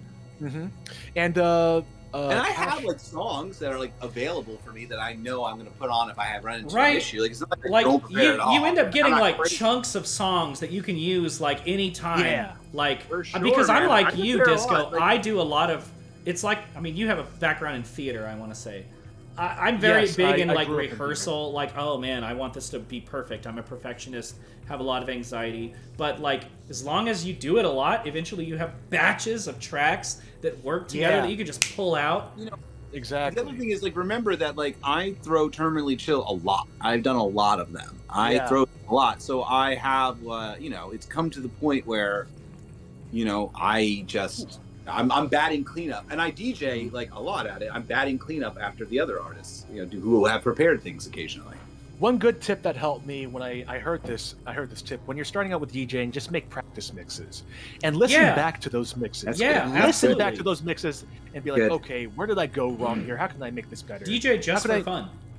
Exactly, because like being able to step in the audience's shoes is very important in any kind of music world, because like it puts yourself into perspective. It doesn't, if you're getting holed up in a rut or a creative rut, being able to even just ask your friends for like perspective. Hey, can you listen to my mix? Does it sound good? Because sometimes you can be overly critical of yourself when it's all in your own head. Yeah, and audiences reach out are a lot more forgiving of what you don't think they would be forgiving of, and they're a lot more critical about what you don't think they'll be critical about. Like, the thing with DJing is I've heard that transitions, yes, they don't really matter that much in a live setting. It's crazy. I'm such a transition perfectionist, but they don't really matter. Like, I mean, you want those transitions when you've got a groove going. Like, you don't want to fuck up your transitions. It's one thing when you're trying to get the audience moving, you just do whatever it takes to get them on the dance floor. Do whatever it takes to get them moving. Figure out what their energy is. Figure out what the vibe is, and then once you find it, then you're going to want to keep that vibe. So then that's when the transitions begin to matter a little bit more, because if your transitions aren't that great, well, all of a sudden people are going to start dropping off the dance floor, right? Sure. So that does become a thing eventually. Like, but you got to get at least 3 songs in a row that like work really well together once you have that groove, and then you can begin to change it up again. You're a little bit more free. You've got them on the floor. Also, go ahead. I'm sorry. What I'm trying to say is that, like, yes, transitions matter, but the overall vibe with your track list, bringing, having like being very conscious with like maybe rising or lowering the energy level. BPM. You got to give the audience breaks. Exactly, and transitions, think about it, make up a net amount of time of like, I don't know, maybe 6-7 minutes in like a 30-minute set. Yeah, because like transitions make up little time. They don't make up that much time compared to like the 2 to 3 minutes you'll spend like playing other tracks that will eventually that set the mood, rather than maybe a transition here or there. Because like when you listen back to like when I listen like back to like, I don't know, my favorite live sets, I don't pay attention as much. Like when someone fucks up a transition, I'm like, oh that's weird, right? Like they don't this fucks though. But like the transition was a little weird, but that doesn't exactly sour my soup. Sour my soup. If that's not an expression, it's going to be. I just hate it when my soup gets sour. I'm using it all. That doesn't sour my soup. Fiber's got a great point. Track selection is very important. Yes, it is. That more important than possibly anything. It's the most important. I mean, I chose some deep cuts during my show, and I thought they were just great. But then Fantacat played a like Little Mermaid song, and fucking everybody lost their mind. Yeah. See, it doesn't matter if you have like a smooth transition from turd to turd. That's my point. I'll stop the whole fucking thing right away if I feel like it, and I'll just like drop on the George Clanton track. You're not gonna be able to mix a George Clanton track. If I want to get the audio, but like I think one of the things people don't realize is there's different ways to move to music. And there are different ways, and like I will put on some vapor trap for a moment, and people move differently to that. You will put on the future funk, people will move differently to that. You put on some like chill wave classics like Neon Indian, people will move differently to that. And then you can put on stuff like George Clanton, and those are anthems, and people react differently to anthems. They people just want to dance and sing, man. Different energy levels. This is but like also, there's a very big difference between DJing and running a party. If you're running a party, then you have to be able to do that stuff that Fantacat does, right? Which is like to walk around, read the room, talk to everybody, understand everybody. Like you have a whole other set of responsibilities if you're the one running the party. You're walking through the party, you're saying hi to everybody, you're making sure everyone's having a nice time.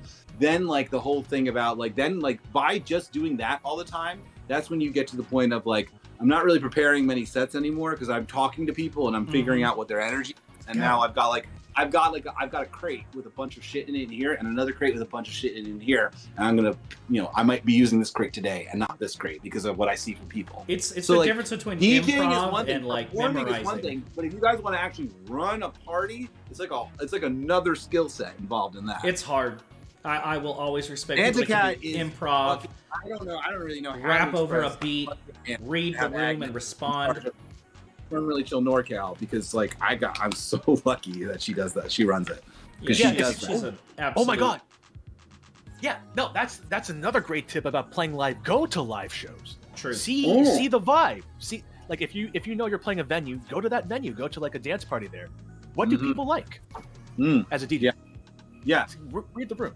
You know, Before another you thing play. too is like, let's say you're not a DJ or you don't make music that is DJ music, and you are doing something like what Patch Notes does, right? Who I'm not sure. Did he hear that I recommended his album? Nope, he missed it, but he's here now. He missed it. Patch Notes, go back and watch this because I just recommended. Yeah, the VOD will be up and it'll be on YouTube. But like, I guess like the thing is like you got to like think about what your music is, and you got to think about how you're gonna. I don't know. Like sometimes I look at what some of these EDM producers do at those festivals and how they do set up their things, and not everything is a dance song, but there is like an audio visual component to things. There is a way of organizing the music in a way that creates a vibe. You know what I mean? Like, it's a tough thing to figure out the rule book for doing it. You know what I mean? But you can innovate a way of performing and innovate a way of like creating a experience with what you do, then that's what you go for. I always consider electronic music to be an audio visual experience when you do it live, rather than just like a rock show. You know what I mean? So Yeah. I feel like URL shows are a whole different concept. Yeah, they are. Do you? Yeah. Someone had a really good question. They want to know if you guys think that URL shows are going to keep being a thing. Yes. Yeah, absolutely. I think they will already too. are. I personally do Just did too. one. People are putting a Like, lot of effort into some upcoming ones. Yeah, I approach URL shows differently, where I try to make like instead of a live show where I just DJ on stage and do some physical comedy, like pull out a big sign on like that says God, Robot I love Rock. your live shows as well. They're so fun. Yeah, you need a gun with like a flag that comes out of it and all that shit. A hat that has a disco. Yeah. Oh man. Like with like URL shows, especially if they're pre-recorded, I try to approach it like a music video, where it's like a 30-minute long music video, like with all these different shots of me miming vocals, miming guitar, trying to make it more of like an experience instead of like an emulation of like the live setting, which is nothing wrong with that. It's just a different approach. Like, yeah, it's definitely a different. Reading the room is definitely a different conversation in the URL I've done so many URL shows, and I always try and do something slightly different with them. And but most of the time, sometimes it's a DJ set, sometimes it's a live performance. I remember I did the one for what's Be Careful's festival? Homesick Fest. Homesick Fest. When I did the Homesick Fest Shout one out with Be him, Careful. I did it like it was like panel surfing through like weird stations. Each one would be a different music video that I would make for a song. Yeah. So like URL shows are fun because that's like a real audio visual experience, and you have like so much you can do with a URL show that you cannot do with an IRL show. Yeah, especially in VR. I try to, VR, damn.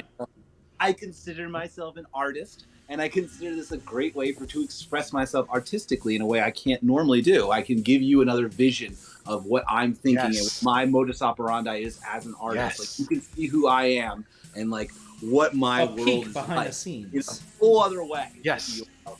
Express yourself in ways that is not possible IRL. True. In an IRL show, for example. Go ahead. Sorry, continue. What was I gonna say? Shit. I was URL gonna say, shows, express yourself differently. Yeah, express Audio- yourself. You feel like maybe you have a little more control over the URL show experience? You have 100% control over URL. It's more show. That's like a big crafty. Less like, you have 1,000% parts, control over the URL show and what you're performing and how you're going to do it. Like you can do anything you want. You can do anything you want. Look at what Disco does or what Wiz has done before with the URL, right? You know what I mean? Wiz has whole ass like fucking themes, A man. plot. Whole ass fucking crazy shit. Or what Dan Mason did with the channel surfing. Oh yeah, one, right? those are so That was memorable. Bananas. I couldn't believe it. Chat is asking. Yeah, Chat you is- got to read this. Where did the lid go? What? So Chad is asking me to do another, and you know what? I'm gonna read this message. Yeah, please do. Discoholic, please hear the solemn plea of a disgraced vaporwave artist. For many long miles, I have made the pilgrimage to the hot take stage to see you on this fateful night. I have mingled with take sluts and normies alike. Oh I have asked, and you have answered. I have listened to your insights on a variety of topics. I have but one final request, which I truly hope you will grant to me. As my final wish, I would like to see you eat a gross jelly bean. Please, I beseech thee. You know what? Whoever. That's some A1 writing right so there, syllabus. All right, fully fucking- written. You gotta write for GLO. Disgusting jelly bean. That was comedy gold. Totally Beautifully done. Lux says, done. "In the arms of an angel" plays in the background. Please, I beseech thee. Is everybody doing a version? Is this a copy? Okay. All right, for those listening in on podcasts, he's gonna do it. He's He's got another spinning wheel. Ooh, it's cappuccino or liver and onions again. No way. No, let's do something. Let's do something different. Ooh, spin it again. Pomegranate or old bandage. It's like a Old bandage. Bandage. It's a pink colored bean. I've never. It's just gonna tasted taste like it. adhesive. Well, The bean.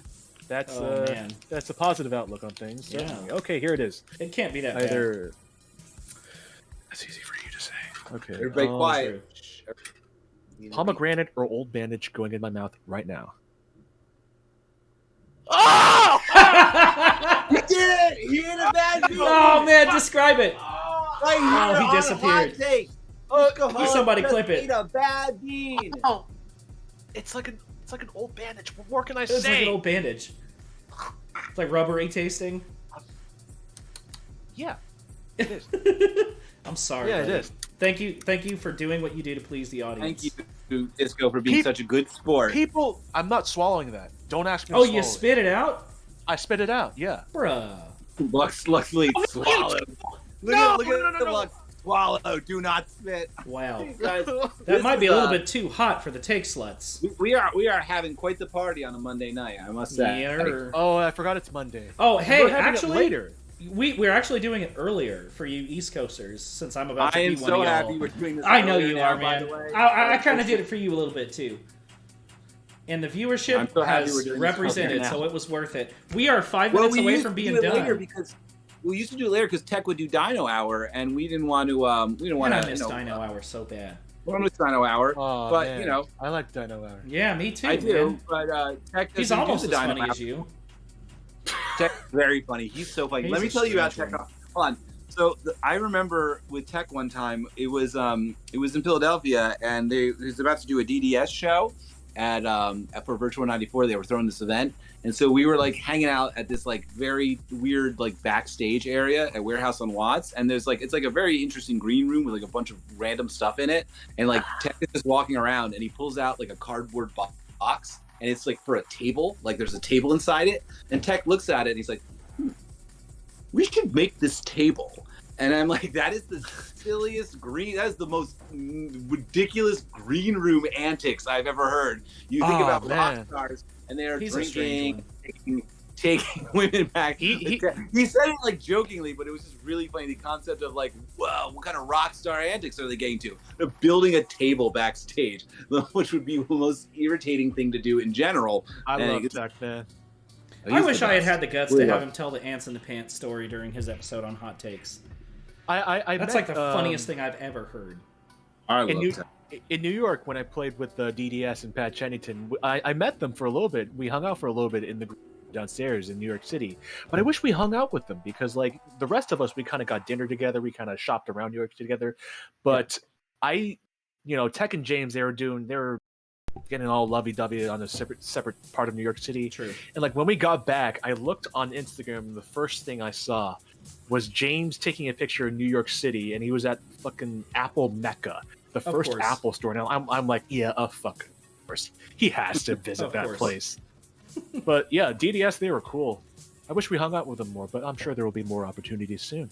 Maybe another Electronicon. Who knows? So.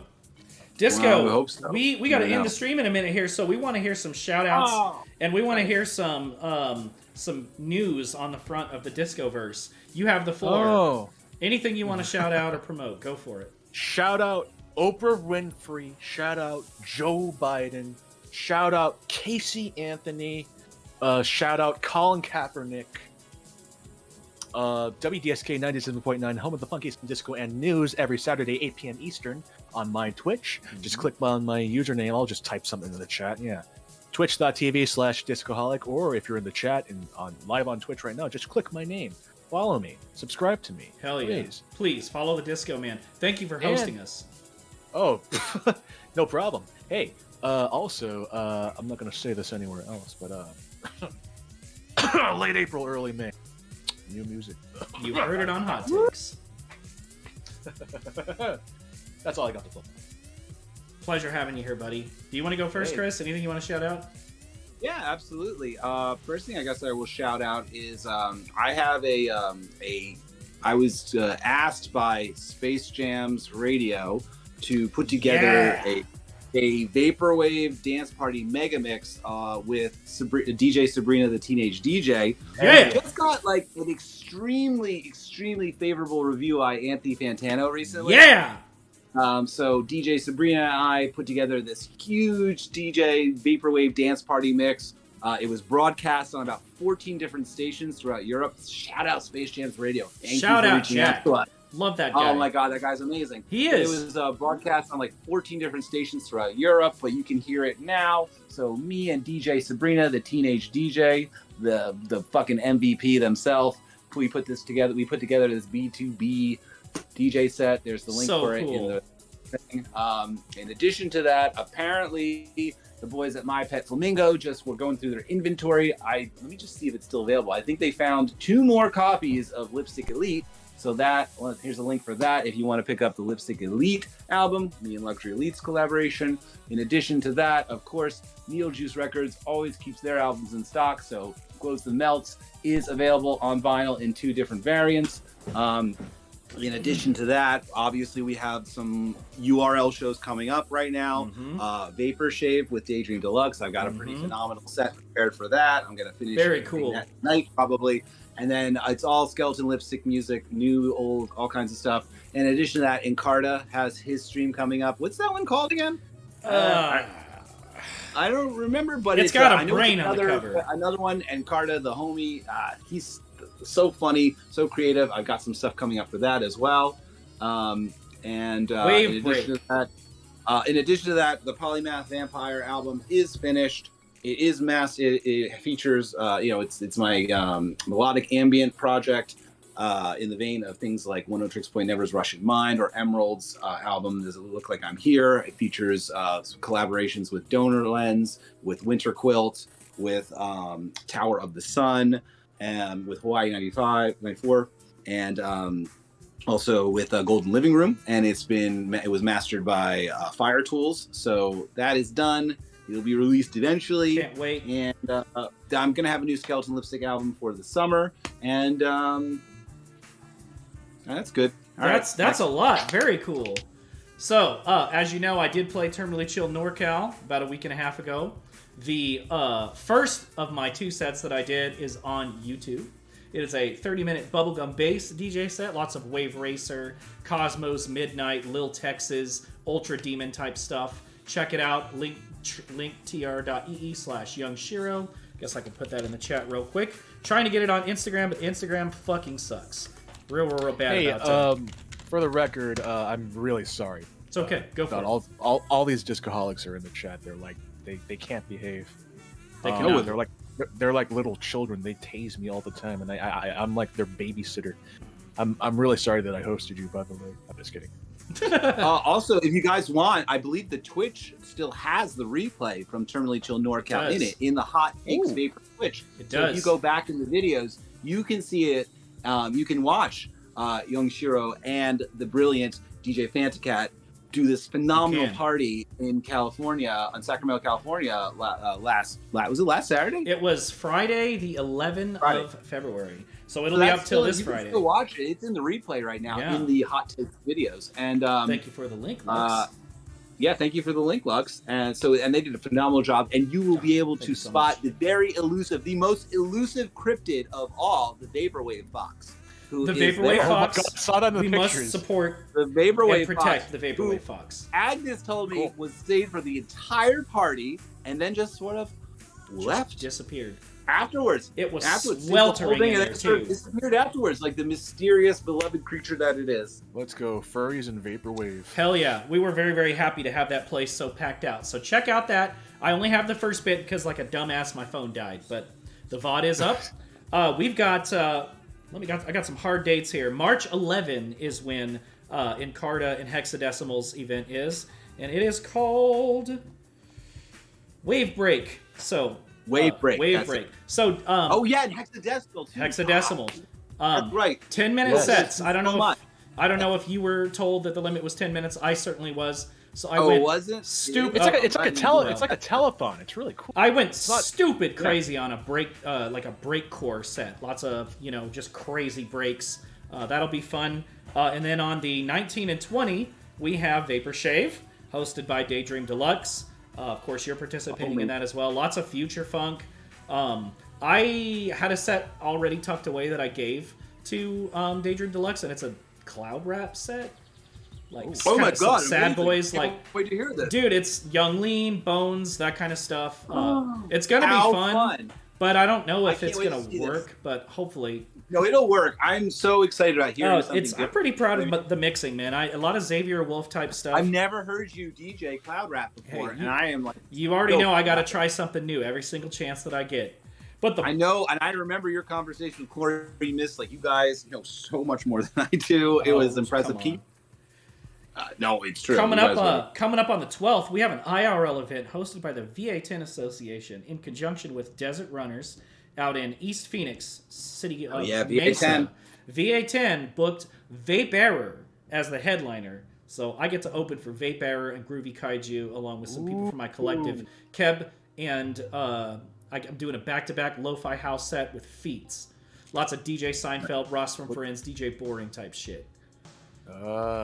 Very excited. And of course, there's going to be a synthwave stage and a goth stage. March 12th. What? There's 3 stages, dog, and we're the Vaporwave stage. I know, right?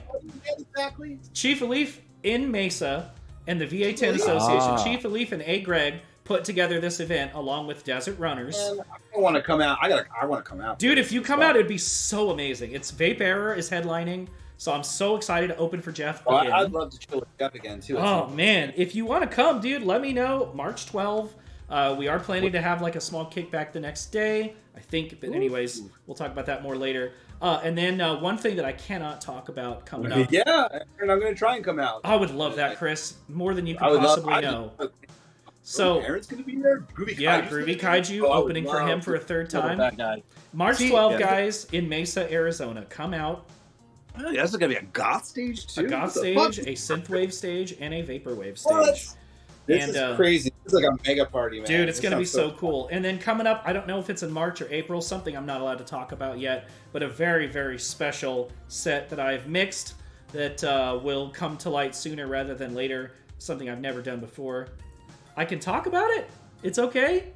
All right, so she said it's okay, so I don't know if I can say what event it's for, but Luxury Elite as mixed by Young Shiro. Oh, you told me about that. I did. That's so exciting. So Lux sent me all of her favorite tracks, and I did a 30-minute set for her. And so that's going to drop.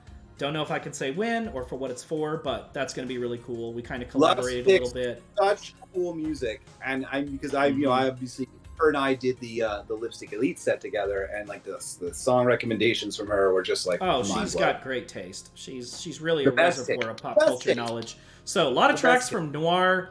And some other albums that I mixed together, and I felt like I did a pretty damn good job. And her visuals are great, as usual. Chef's kiss. That's all I got. Disco, thank you so much for joining us tonight. We had such a good time with you. You know what? It's an honor to be here. And do I have the floor on? Yes, you have. Intro? Please do the thing. Whatever you want. Go for it. This one. I didn't think about this through. I didn't think through this, but oh!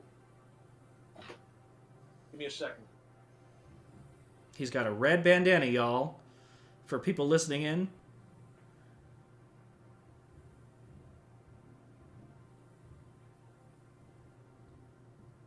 Oh, damn. Oh, damn! He's got a cowboy hat on. You got a cowboy hat. Well, it's been Nice talking with fucking. Been nice talking with all you with. But you know what? It's time to go. Hey, what an And the lone exit. cowboy rides off into the sunset.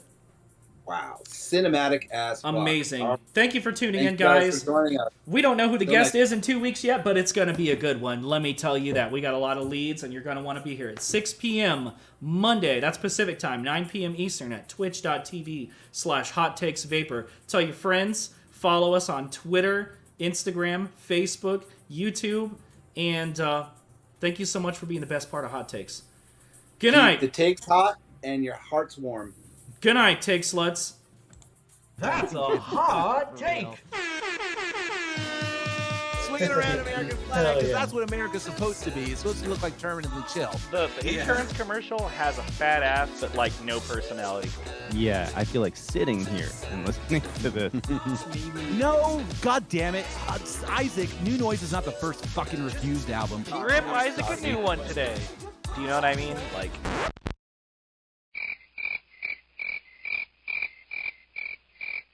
Don't touch my records.